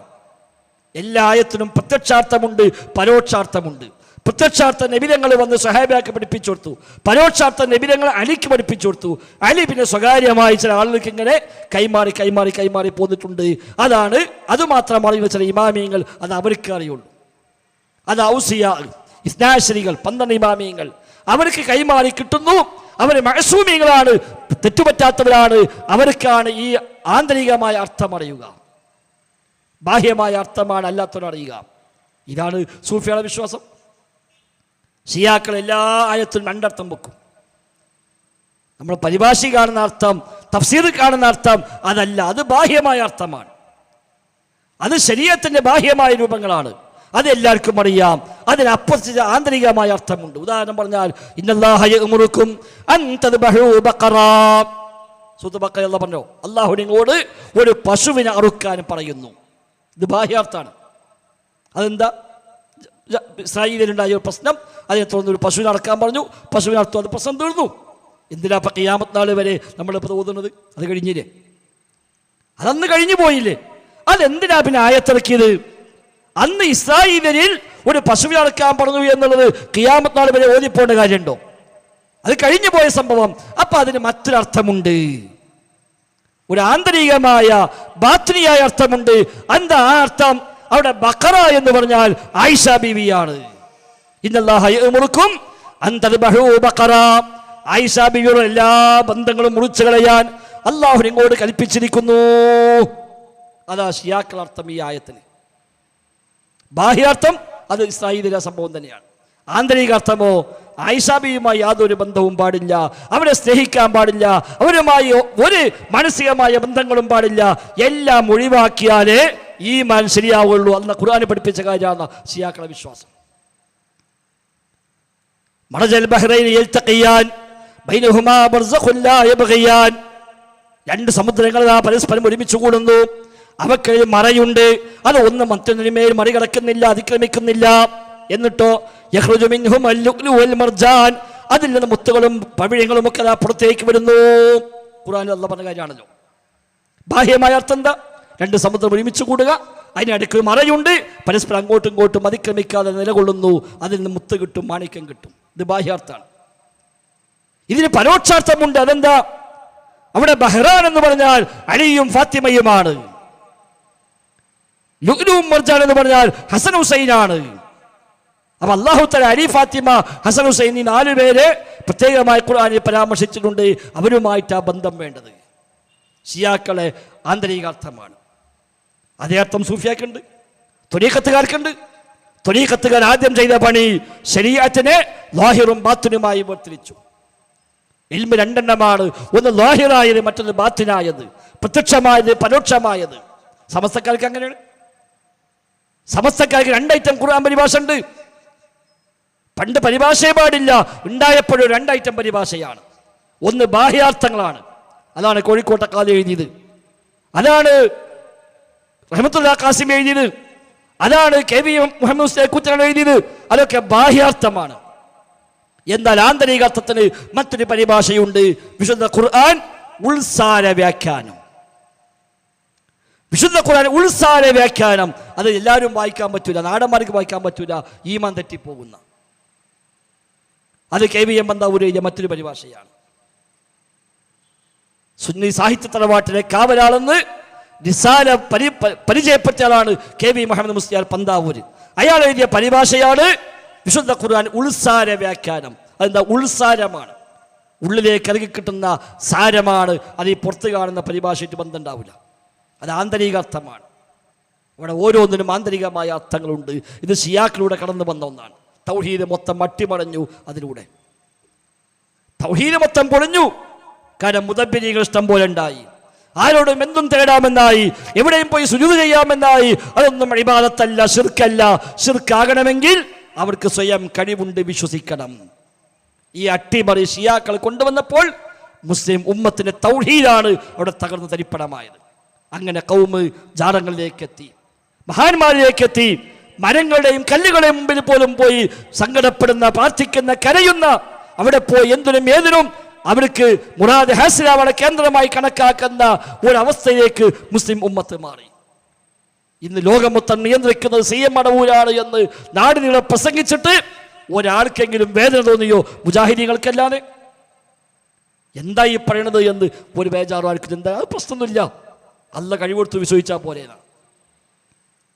ഒരു ചങ്ങാതി പാട്ടുണ്ടാക്കിയല്ലോ, CM മടവൂരാണ് പഠിച്ചോനെ. എന്നിട്ട് നിങ്ങളെ പഠിച്ചോനെ CM ആണോ ചോദിച്ചാൽ അതെ CM ആണ് എന്ന് പാട്ടുണ്ടാക്കിയപ്പോ ചില ഉസ്താദന്മാരൊക്കെ ഇറങ്ങിയിട്ട് പറഞ്ഞു അങ്ങനെ പാടാൻ പറ്റില്ല, അത് കുഫറാണ്. അപ്പൊ വേറെ ഉസ്താദിന്റെ വീഡിയോ ക്ലിപ്പ് എന്നിറങ്ങി എങ്ങനെ കുഫറാന്ന് പറയാ, എങ്ങനെ ശിർക്കാന്ന് പറയാ? നമ്മൾ ഇത്രയും കാലം പഠിപ്പിച്ചതെന്താ? സ്വയം കഴിവുണ്ട് വിശ്വസിച്ചാലല്ലേ ശിർക്കാവുള്ളൂ. അപ്പൊ പിന്നെ CM പഠിച്ചോനാന്ന് പറഞ്ഞാൽ CMന് പടക്കാതെ കഴിവ് അല്ല കൊടുത്തു എന്നാണ് വിചാരിച്ചാൽ പോലെ. അപ്പൊ ശിർക്ക് വരുന്ന പ്രശ്നമൊന്നുമില്ല എന്നാണ്. ലോകം പടക്കാതെ കഴിവ് അല്ല കൊടുത്തു എന്ന് വിശ്വസിച്ചാൽ എങ്ങനെ ശിർക്ക് വരിക? ഇതാണ് ഷിയായിസം, അതാണ് ഷിയാക്കളുടെ മാർഗം. അത് സിറാത്ത് മുസ്തഖീമല്ല. ഈ അട്ടിമറിയിലൂടെ മുസ്ലിം ഉമ്മത്ത് തൗഹീദ് തകർന്ന് തരിപ്പണമായി. ശിർക്കിന്റെ എല്ലാ മുഖങ്ങളും മുസ്ലിം ഉമ്മത്തിന് വ്യാപകമായി മാറി. മാലപ്പാട്ടുകൾ, മൗലീദുകൾ, റാത്തീബുകൾ, കുത്തുബിയത്തുകൾ, ഹദ്ദാദുകൾ, ജാരങ്ങൾ, ദർഗകൾ തുടങ്ങിയതെല്ലാം അതിന്റെ ബൈ പ്രൊഡക്റ്റാണ്. ഇൽമുൽ ഗൈബ് മറഞ്ഞ കാര്യം പറയും ഷിയാക്കളെ വിശ്വാസമാണ്. ഒരു ഇമാമിങ്ങൾ 12 ആൾക്കും ഗൈബ് അറിയാം. ആ 12 ആളും മഅസൂമികളാണ്, തെറ്റുപറ്റാത്തവരാണ്. ഷിയാ വിശ്വാസമാണ്. ഇവിടെയോ 12 ആൾക്ക് മാത്രമല്ല എല്ലാവർക്കും അറിയാം. CM മുതൽ കോയപ്പാഫ മുതൽ എല്ലാ ജാതി മനുഷ്യന്മാർക്കും ഏത് ഗൈബും അറിയാമെന്ന നേരത്തേക്കാണ് ഇന്ന് മുസ്ലിം ഉമ്മത്ത് എത്തിപ്പെട്ടത്. തൗഹീദ് തകർക്കാൻ ഷിയാക്കൾ കൊണ്ടുവന്ന അട്ടിമറിയുടെ അനന്തര ഫലമാണത്. അതാണ് ഒരു വഴികേട്, ഉലുവ്, അതിന് വിട്ടു പോവുക. അങ്ങനെ പോയി നരകം സ്വർഗം വരെ പ്രശ്നമല്ലാത്ത അവസ്ഥയ്ക്ക് ഷിയാക്കളെത്തി. അതിനെ സൂഫിയെ സംബന്ധിച്ച് നരകം സ്വർഗം പ്രശ്നമല്ല. സൂഫിയുടെ നരകം പേടിക്കേണ്ട ആവശ്യമില്ല, സ്വർഗം ആഗ്രഹിക്കേണ്ട കാര്യവുമില്ല. കാരണം എന്താ? നരകം സൃഷ്ടിയാണ്, സ്വർഗം സൃഷ്ടിയാണ്. സൃഷ്ടിയാരാ പേടിക്കുക, സൃഷ്ടിയാരാ ആഗ്രഹിക്കുക? അത് വേണ്ടാന്നാണ് സൂഫി അടിസ്ഥാനം. നമ്മളെ മേൽമുറി ഖലീൽ ബുഖാരി തങ്ങളുടെ കോളേജ് നൽകിയ പുസ്തകമുണ്ട് മാലമൗലിദുമായി ബന്ധപ്പെട്ട്. ഗുരു മുഹിയുദ്ദീൻ ജീവിതവും ദർശനവും എന്നാണ് പുസ്തകത്തിന്റെ പേര്. ആ പുസ്തകത്തിന് ഒരു അധ്യായം കാണാം മുഹിയുദ്ദീൻ മാലയുമായി ബന്ധപ്പെട്ട ഒരു ഭാഗം. അവിടെ പറയുന്നുണ്ട് ഒരു പ്രാർത്ഥന. സൂഫികളുടെ നേതാവായി അവർ പരിചയപ്പെടുത്തുന്ന റാബിയത്തുൽ അദവിയ എന്ന് പറയുന്ന ഒരു മഹദി അവർ പ്രാർത്ഥിക്കുന്ന പ്രാർത്ഥന എന്ന് പറഞ്ഞുകൊണ്ട് ആ പുസ്തകത്തിൽ എഴുതി കാണാം. അല്ലാഹുമ്മ ഇൻ കുന്തു അഅ്ബുദുക തമഅൻ ഫീ ജന്നതിക ഫഹരിംനി മിൻഹാ വഇൻ കുന്തു അഅ്ബുദുക ഖൗഫൻ മിൻ നാരിക ഫഹരിഖ്നി ഫീഹാ. അല്ലാഹുവേ, നിന്റെ സ്വർഗം ആഗ്രഹിച്ചുകൊണ്ടാണ് ഞാൻ ഇബാദത്ത് ചെയ്യുന്നത് എങ്കിൽ എനിക്ക് നീ സ്വർഗം ഹറാമാക്കണേ. നരകത്തെ പേടിച്ചുകൊണ്ടാണ് എൻ്റെ ഇബാദത്തെങ്കിൽ നീ എന്നെ നരകത്തിലിട്ട് കത്തിച്ചു കളയണമേ എന്ന് റാബിയത്തുൽ അദവിയ പ്രാർത്ഥിക്കുമായിരുന്നു. കാരണം നരകം സ്വർഗമൊന്നും വിഷയമല്ല, അതൊന്നും വേണ്ട. അതൊക്കെ സാധാരണക്കാരെ പുട്ടീസാക്കാൻ വേണ്ടി വെച്ച സാധാരണ. സൂഫിന്റെ വിശ്വാസപ്രകാരം നമ്മുടെ കുട്ടികളുടെ വരാൻ വേണ്ടി ഒരു മിഠായി കൊടുക്കുക. എന്നാ മിഠായി തരാനാണ്ട് വരും, വന്നിട്ട് അവര് ബാക്കി നമുക്ക് പിന്നെ പലതിനു വേണ്ടിയാ എന്ന പോലെ അങ്ങനത്തെ ആളുകളെ ഒന്ന് ആകർഷിക്കാൻ വേണ്ടി അല്ല വെച്ചതാണ് നരകവും സ്വർഗവും. അല്ല, അത് വലിയ കാര്യമൊന്നുമില്ല. റാബിയത്തുൽ അദവിയെ പറ്റി കഥ പറയാറുണ്ട് സൂഫികൾ. അവർ ഒരു കയ്യിൽ ഒരു പാട്ടിന് വെള്ളവും മറ്റേ കയ്യിൽ അല്പം തീയുമായി പുറപ്പെട്ടു എന്നാണ്. അപ്പൊ ശിഷ്യമായി വെച്ചാൽ എവിടേക്കാണ് ഇപ്പം ഈ പോണത്? ഒരു കയ്യിൽ വെള്ളമുണ്ട്, മറ്റേ കൈ തീയുമുണ്ട്. ഒരു പറഞ്ഞു ഞാൻ ഈ വെള്ളം കൊണ്ട് നരകം കെടുത്താൻ പോവുകയാണ്. നരകം വേണ്ട, വലിയ പ്രശ്നം. ആർക്കും അള്ളാനെ പേടില്ല, എല്ലാവർക്കും നരകത്തിനെ പേടി. ഒരു നരകം വേണ്ട, നരകാണ് കെടുത്താം, അതിനാണ് വെള്ളം. അപ്പൊ തീയോ അത് സ്വർഗം കത്തിക്കാനാണ്. സ്വർഗം ആവശ്യമില്ല, എല്ലാവർക്കും ഇപ്പോൾ സ്വർഗത്തിനാ പൂതി, അത് വേണ്ട, അങ്ങനത്തെ ഒന്നും വേണ്ട. അപ്പോൾ ശിഷ്യന്മാരെ പറഞ്ഞു, അല്ല അത് ചെയ്യരുത്, കാരണം നരകം സ്വർഗം ഉണ്ടായിട്ട് തന്നെ മനുഷ്യന്മാരെ ഈ കോലത്തിലാണ്, അപ്പോൾ അതില്ല ഞാൻ എന്താവുക, എന്നാ പിന്നെ അവിടെ നോട്ടേ. അതോട് തൽക്കാലം ഒരു പിന്മാറിയതാണ്. അത് മൊഹീദ്ദീൻ ഷെയ്ഖിന്റെ പാട്ടിനും കാണാം, മൊഹീദ്ദീൻ ഷെയ്ഖിനെ പറ്റി പറഞ്ഞ പാട്ടിനും കാണാം. എനിക്ക് വേണമെങ്കിൽ നരകം കത്തിച്ചു പോരാം, നരകം പൂട്ടിപ്പോരാൻ പറ്റുമായിരുന്നു എന്നാണ്. പക്ഷേ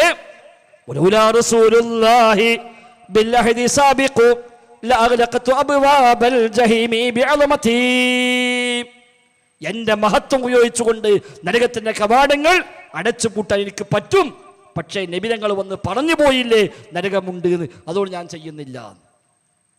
എൻ്റെ മുമ്പ് നബി വന്നിട്ട് പറഞ്ഞു നരകമുണ്ട്, ഇനി ഞാൻ പൂട്ടിയാൽ നബി പറഞ്ഞ് തെറ്റായി പോകും, അല്ലെങ്കിൽ ഞാൻ നരകം അടച്ചിട്ട് പോരുമായിരുന്നുവെന്നാണ് മൊഹീദ്ദീൻ ഷെയ്ഖിനെ പറ്റി ഇവിടെ എഴുതി പഠിപ്പിച്ചത്.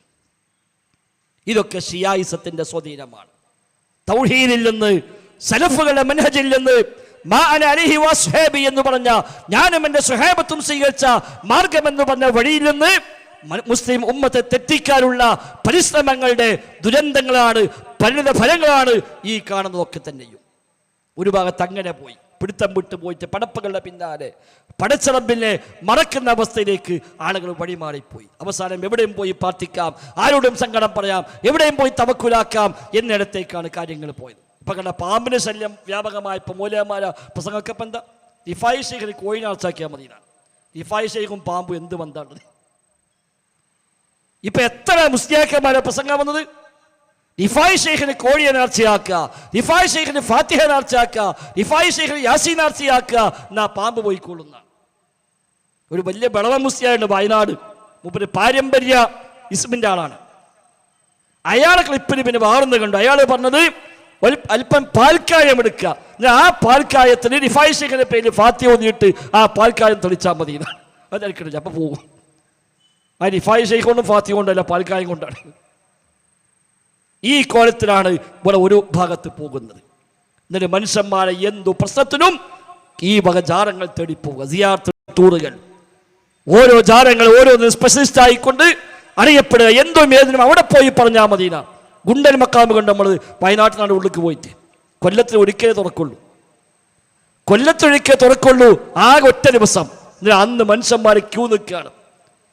എന്തിനാണ്? ബുദ്ധിമുട്ട് പോയി പറയാൻ, പ്രശ്നങ്ങൾ പറയാൻ, വിഷമങ്ങൾ പറയാൻ അവിടെ പോയാൽ മതി, അവിടെ പോയി പറഞ്ഞാൽ മതി. എവിടുന്ന് കിട്ടി ഈ സംസ്കാരം? പടച്ചറബിലേക്കെല്ലാം അർപ്പിക്കുന്ന ഒരു വിശ്വാസത്തിൽ നിന്ന് എങ്ങനെയാണ് നമ്മൾ വഴിമാറിപ്പോയത്? അപ്പൊ വഴികേടിന്റെ ഒരു മാർഗം ഇതാണെങ്കിൽ മറുഭാഗം നേരെ തിരിച്ചാണ്.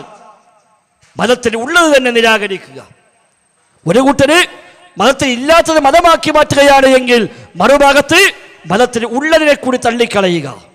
ഖുർആനിൽ വന്നാലും വേണ്ടില്ല, ഹദീസിൽ വന്നാലും വേണ്ടില്ല, ആര് ചെയ്താലും വേണ്ടില്ല, നമുക്കത് സ്വീകാര്യമല്ല എന്ന് പറഞ്ഞ് സ്ഥിരപ്പെട്ട പ്രമാണങ്ങളെ തള്ളിക്കളയുന്ന പ്രവണതയാണ് മറുഭാഗത്തുണ്ടായത്. അത് നമ്മൾ നേരത്തെ സൂചിപ്പിച്ച മുഅ്തസിലികൾ ചെയ്ത പണി അതാണ്.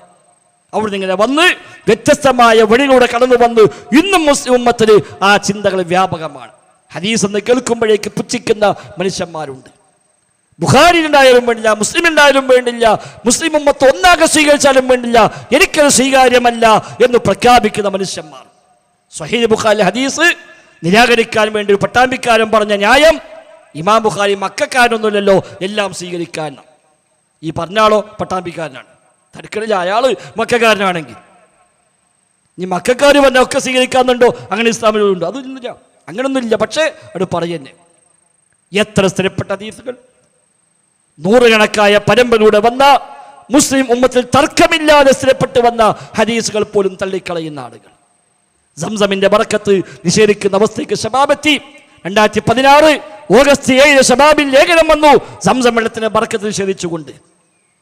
ആ ഹദീസൊന്നും സ്വീകാര്യമല്ല, അത് അനുഭവത്തിനെതിരാണ് എന്നാണ് ശബാബ് എഴുതിയത്. 2016 ഓഗസ്റ്റ് 14 ശബാബിൽ മറ്റൊരു ലേഖനം വന്നു, ഹജുർ അസ്വദിന് മഹത്വമില്ലാതെ സ്ഥാപിച്ചുകൊണ്ട്.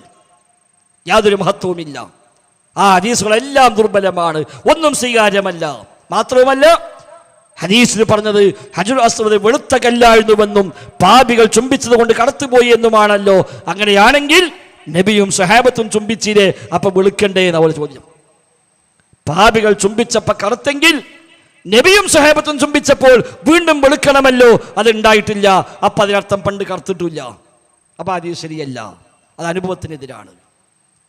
സംസം വെള്ളം ബർക്കത്തില്ല, ശിഫയില്ല, കാരണം അനുഭവത്തിനെതിരാണ്. ഒരാൾ പ്രസംഗിച്ചത്, ഞാൻ ഇവിടെ പോയിട്ട് തണുത്ത സംസം വെള്ളം കുടിച്ചപ്പോൾ ജലദോഷം പിടിച്ചു, അപ്പോൾ മനസ്സിലായി അത് ശരിയല്ല. തണുത്ത സംസം കുടിച്ചു, ജലദോഷം ഉണ്ടായി, അപ്പൊ ഇത് ശിഫയല്ല എന്ന് ഉറപ്പായി. അപ്പൊ ശിഫയാണ് പറഞ്ഞ ഹദീസോ സ്വീകാര്യമല്ല. ഇങ്ങനെ അവനവന്റെ യുക്തി വെച്ച് ബുദ്ധി വെച്ച് പ്രമാണങ്ങളെ നിഷേധിക്കുന്ന തള്ളിക്കളഞ്ഞ പ്രവണതകൾ ഇന്നും മുസ്ലിം ഉമ്മത്തിൽ വ്യാപകമാണ്. അവനവന്റെ യുക്തി മാത്രം, മറ്റൊന്നുമില്ല. മസീഹുൽ ദജ്ജാൽ നിഷേധിക്കുന്ന ആളുകൾ, ഖബർ ശിക്ഷ നിഷേധിക്കുന്ന ആളുകൾ. പണ്ട് ചേകനൂർ മൗലവി പറഞ്ഞു ഖബർ ശിക്ഷ അത് ലോകപ്രമർദ്ദനമാണ്. കാരണം ഖിയാമത്തുണ്ടായി, മഹ്ശർ കഴിഞ്ഞ്, വിചാരണ കഴിഞ്ഞ്, മീസാൻ കഴിഞ്ഞ് അല്ലാഹ് പുറത്തു കൊടുക്കുമല്ലേ തീരുമാനമായിട്ട്, ആ പൊറുക്കലുമില്ല മഗ്ഫിറത്തുമില്ലെങ്കിലല്ലേ ശിക്ഷിക്കപ്പെടുക. അതിന് മുമ്പെങ്ങനെ ശിക്ഷിക്കുക? അത് പറ്റൂല. അവിടെ ലോകപ്രമർദ്ദനമാണ്, അത് അന്യായമാണ്. അങ്ങനെ ഒന്നും ഉണ്ടാവില്ല. അവിടെ അദാബുൽ ഖബറില്ല. എന്നാ ഖുർആനില്ല മരിക്കാൻ സമയത്ത് തന്നെയും ശിക്ഷ ഉണ്ടാവും. മരണസമയത്ത് പോലും 2 ഐറ്റം മരണമാണ് എന്നല്ലേ. സൗമ്യമായി കെട്ടഴിച്ചു വിടുന്ന മരണമുണ്ട്, ഉള്ളിലേക്ക് ഇറങ്ങിച്ചെന്ന് ശക്തമായ ഊക്കോടെ പിടിച്ചു വലിച്ചു കൊണ്ടുവരുന്ന രംഗമുണ്ട് എന്ന് ഖുർആൻ പഠിപ്പിച്ചില്ലേ. മലക്കുകൾ മുഖത്തും പിൻഭാഗത്തുമെല്ലാം അടിക്കുമെന്നുള്ള ഖുർആനിൽ പറഞ്ഞില്ലേ മരണസമയത്ത്. അതെന്തേ കാണാതെ പോയത്? അങ്ങനെ സ്വന്തം യുക്തി വെച്ച് ഹദീസുകൾ തള്ളി പോലപ്പോ അവസാനം പിന്നെ ഖുർആനും അത്ര വലിയ സ്വീകാര്യമല്ലതായി മാറി ചേകനൂർ മൗലവിക്ക്. പിന്നെ പറഞ്ഞു നിസ്കാരം 3 വഖ്ത് മതി എന്ന് പറഞ്ഞു.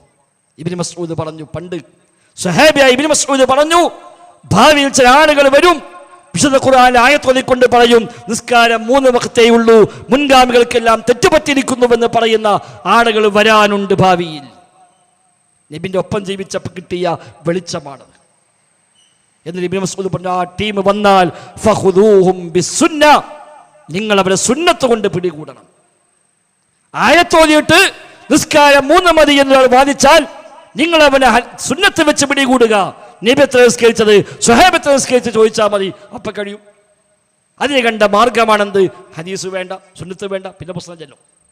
സുന്നത്താണ് ആയുധം, അതുമായ പിടികൂടുക. അത് മനസ്സിലാക്കിയവർ ആദ്യം പറഞ്ഞു ഹദീസ് ആവശ്യമില്ല, അത് സ്വീകാര്യമല്ല. അപ്പൊ പിന്നെ ആ ചോദ്യം ഉണ്ടാവില്ലല്ലോ. അങ്ങനെ നിസ്കാരം 3 മതി എന്ന് പറഞ്ഞു.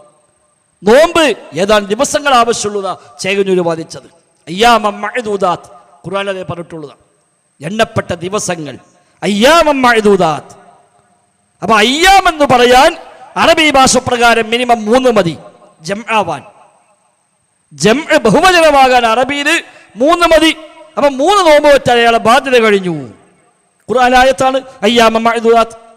തൊട്ടപ്പുറത്തുണ്ട് ഫമൻ ശഹിദ മിൻകുമുശ് ശഹ്റ ഫല്യസുംഹു. ഈ മാസം ആരാണോ സന്നിഹിതരായത് അവർ ആ മാസം നോമ്പെടുക്കട്ടെ എന്ന് അപ്പുറത്തുണ്ട്. അത് നോക്കിയിട്ടില്ല. ഹജ്ജിനെ പൂർണ്ണമായും നിരാകരിച്ചു. അതിനുവേണ്ടി സ്വഹാബത്തിനെ പോലും ചീത്ത പറഞ്ഞു. അബൂ ഹുറൈറയെ കുറിച്ച് ജൂത മുനാഫിഖ് എന്നായിരുന്നു അന്ന് ചേകനൂർ ഉപയോഗിച്ച പദപ്രയോഗം.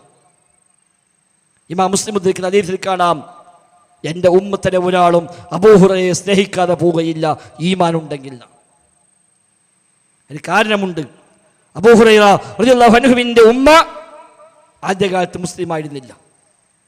അവൻ നബിയെ ശക്തമായി ചീത്ത പറയുമായിരുന്നു. മകൻ കേൾക്കെ നബിയെ പറ്റി അതിമോശമായ പദപ്രയോഗങ്ങൾ ആ ഉമ്മ സംസാരിക്കും.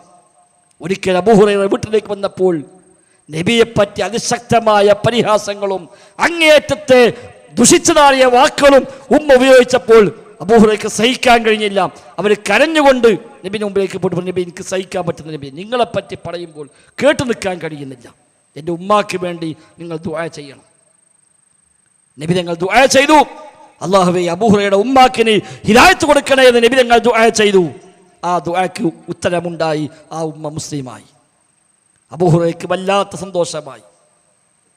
പിന്നീട് അദ്ദേഹം നബിയെ വന്ന് കണ്ടിട്ട് പറഞ്ഞു, നബിയെ എനിക്ക് സന്തോഷമായി നബി, എൻ്റെ ഉമ്മ മുസ്ലിമായി. ഇനി എനിക്ക് ഒരു ദുആ കൂടി നിങ്ങൾ എനിക്ക് വേണ്ടി പ്രാർത്ഥിക്കണം, ഒരു പ്രാർത്ഥന കൂടി എനിക്ക് വേണം നബിയെ. ഇമാം മുസ്ലിം ഉദ്ധരിച്ച റിപ്പോർട്ടാണ്. എന്താണ്? ലോകത്ത് ആരെല്ലാം വിശ്വാസികളായിട്ടുണ്ടോ അവർ എന്നെ കണ്ടിട്ടില്ലെങ്കിലും ശരി, എന്നെ പറ്റി കേട്ട മുഅ്മിനീങ്ങൾക്കെല്ലാം ഞാനും എൻ്റെ ഉമ്മയും പ്രിയപ്പെട്ടവരായി മാറണം. ലോകത്ത് എന്നെ പറ്റി കേട്ട, എന്നെ കണ്ടിട്ടില്ലാത്ത മുഴുവൻ മുഅ്മിനീങ്ങളെയും എനിക്കും എൻ്റെ ഉമ്മാക്കും സ്നേഹിക്കാനും കഴിയണം. എല്ലാ വിശ്വാസികളെയും ഞാനും എൻ്റെ ഉമ്മയും സ്നേഹിക്കണം. എല്ലാ വിശ്വാസികളെയും എന്നെയും എൻ്റെ ഉമ്മയെയും സ്നേഹിക്കണം. ഇതിനു വേണ്ടി നബിയെ നിങ്ങൾ ദുആ ചെയ്യണം.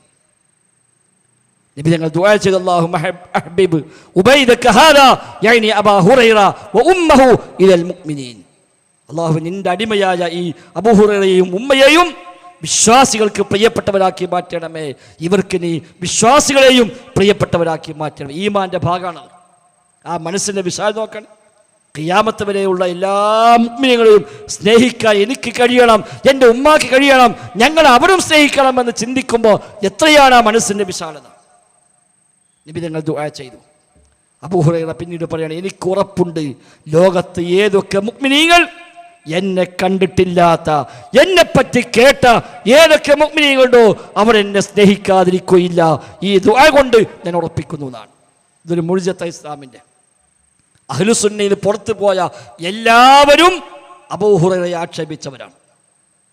ഷിയാക്കൾ, ഖവാരിജുകൾ, റാഫിദികൾ, ജബരികൾ, ജഹ്മികൾ, ജഅദികൾ, ഖദരികൾ തുടങ്ങി അഹ്ലുസുന്നയുടെ റൂട്ട് തെറ്റിപ്പോയ ഏതൊക്കെ സംഘങ്ങൾ ഏതൊക്കെ കാലഘട്ടങ്ങളിൽ ഏതൊക്കെ നാട്ടിൽ ജീവിച്ചുവോ അവരെല്ലാം അബൂ ഹുറൈറയെ ആക്ഷേപിച്ചവരാണ്. അബൂ ഹുറൈറയെ സ്നേഹിക്കാൻ അഹ്ലുസുന്നക്ക് മാത്രമാണ്, സിറാത്തുൽ മുസ്തഖീമിൽ സഞ്ചരിക്കുന്ന ആളുകൾക്ക് മാത്രമാണ് സാധിക്കുക. അതൊരു അളവുകോലാണ്. ഒരാൾ വിശ്വാസം ശരിയാണോ അല്ലെ നോക്കാൻ നാടന്മാർക്ക് ചോദിക്കാൻ പറ്റിയ ചോദ്യമാണ്, അബൂ ഹുറൈറയെ പറ്റി എന്താണ് അഭിപ്രായം? അപ്പോൾ ഒരു മോശമായ അഭിപ്രായം പറയണ്ടോ മനസ്സിലാക്കാൻ പോലെ റൂട്ട് തെറ്റിയിട്ടുണ്ട്. അതാ ചേകഞ്ഞൊരു എഴുതി ജൂത മുനാഫിക്കായ അബൂ ഹുറൈറ. നഊദുബില്ലാ. ഖവാരിജുകൾ അന്ന് പറഞ്ഞു, ഞാൻ നേരത്തെ സൂചിപ്പിച്ചില്ലേ, ഖവാരിജുകൾ നേതാവ് ഇബ്നു അബീ സൈദ് അന്ന് വിളിച്ചു, യാ അഅ്മൽ ഖൽബി വൽ ബസർ, കണ്ണ് പൊട്ടിയവനെ കൽബും പൊട്ടിയവനെ എന്ന് അന്ന് ഇബ്നു അബ്ബാസിനെ വിളിച്ചു. സ്വഹാബത്തിനെ സ്നേഹിക്കാൻ അബൂ ഹുറൈറയ്ക്ക് വിശ്വാസികൾക്കേ പറ്റിയുള്ളൂ, അഹ്ലുസുന്നയ്ക്കേ പറ്റിയുള്ളൂ. അല്ലാത്തവൻ സ്വഹാബത്തെ സ്നേഹിക്കൂല. സ്വഹാബത്തെ സ്നേഹിക്കൽ ഈമാന്റെ ഭാഗമാണ്. ഹുബ്ബു സ്വഹാബത്തി കുല്ലിഹിം ലീ മദ്ഹബു എന്നാണല്ലോ. സ്വഹാബത്തിനെ മുഴുവൻ സ്നേഹിക്കുക എന്നതാണ് എൻ്റെ നിലപാട് എന്ന്. അതാണ് അഹ്ലുസുന്നയുടെ വിശ്വാസം. എല്ലാ സ്വഹാബിയും സ്നേഹിക്കുന്നു. അൻസാരികളെ, മുഹാജിറുകളെ, അല്ലാത്തവരെ മുഴുവൻ സ്വഹാബിമാരെയും സ്നേഹിക്കുന്നു. അതാണ് അഹ്ലുസുന്നയുടെ അഖീദ. റളിയല്ലാഹു അൻഹും വറദു അൻഹു. അല്ലാഹ് അവരെ തൃപ്തിപ്പെട്ടിരിക്കുന്നു, ഒരു അല്ലാഹുവിനെ തൃപ്തിപ്പെട്ടിരിക്കുന്നു. അല്ലാഹ് പറഞ്ഞാൽ പിന്നെ എന്താ അതിനപ്പുറത്ത്? അതിനപ്പുറം ഇനി എന്താ? അതുപോലെ റളിയല്ലാഹു അൻഹും, അല്ലാഹ് അവരെ തൃപ്തിപ്പെട്ടിരിക്കുന്നു, വറദു അൻഹു, അവർ അല്ലാഹുവിനെയും തൃപ്തിപ്പെട്ടിരിക്കുന്നു. ഇതല്ലേ സ്വർഗ്ഗത്തേക്കുള്ള യോഗ്യത? സ്വർഗത്തിലേക്ക് നമ്മൾ റൂഹും കൊണ്ട് പോകുമ്പോൾ മലക്കുകൾ സന്തോഷവാർത്ത അറിയിച്ച് സ്വർഗത്തിലേക്ക് കൊണ്ടുപോകണമെങ്കിൽ അവിടെ എന്താ പറയാ? യാ അയ്യുഹൻ നഫ്സുൽ മുത്മഇന്ന ഇർജിഇ ഇലാ റബ്ബികി റാദിയതൻ മർദിയാ. സമാധാനമടഞ്ഞ ആത്മാവേ തിരിച്ചു വരൂ, റബ്ബിലേക്ക് മടങ്ങൂ. എങ്ങനെ? റാദിയതൻ മർദിയാ. നിനക്ക് അല്ലാഹുവിനെ തൃപ്തിയാണ്, അല്ലാഹുവിന് നിന്നെയും തൃപ്തിയാണ്. അതുകൊണ്ട് ഫദ്ഖുലി ഫീ ഇബാദി വദ്ഖുലി ജന്നത്തി. ഇതാണ് അടിസ്ഥാനം. അത് നേടി സ്വഹാബത്ത് നേടി. അല്ലാഹ് ഖുർആൻ ആയത്തിറക്കി, റളിയല്ലാഹു അൻഹും വറദു അൻഹു. നമ്മൾ കൊണ്ട് ഓദിപ്പിച്ചുള്ളത് ഖിയാമത്ത് വരെയുള്ള മുസ്ലിമീങ്ങളെ കൊണ്ട് അല്ലാഹു ഓദിപ്പിച്ചു. ഓരോ സ്വഹാബിയെ കുറിച്ച് നീ ഓതണം, റളിയല്ലാഹു അൻഹും വറദു അൻഹു.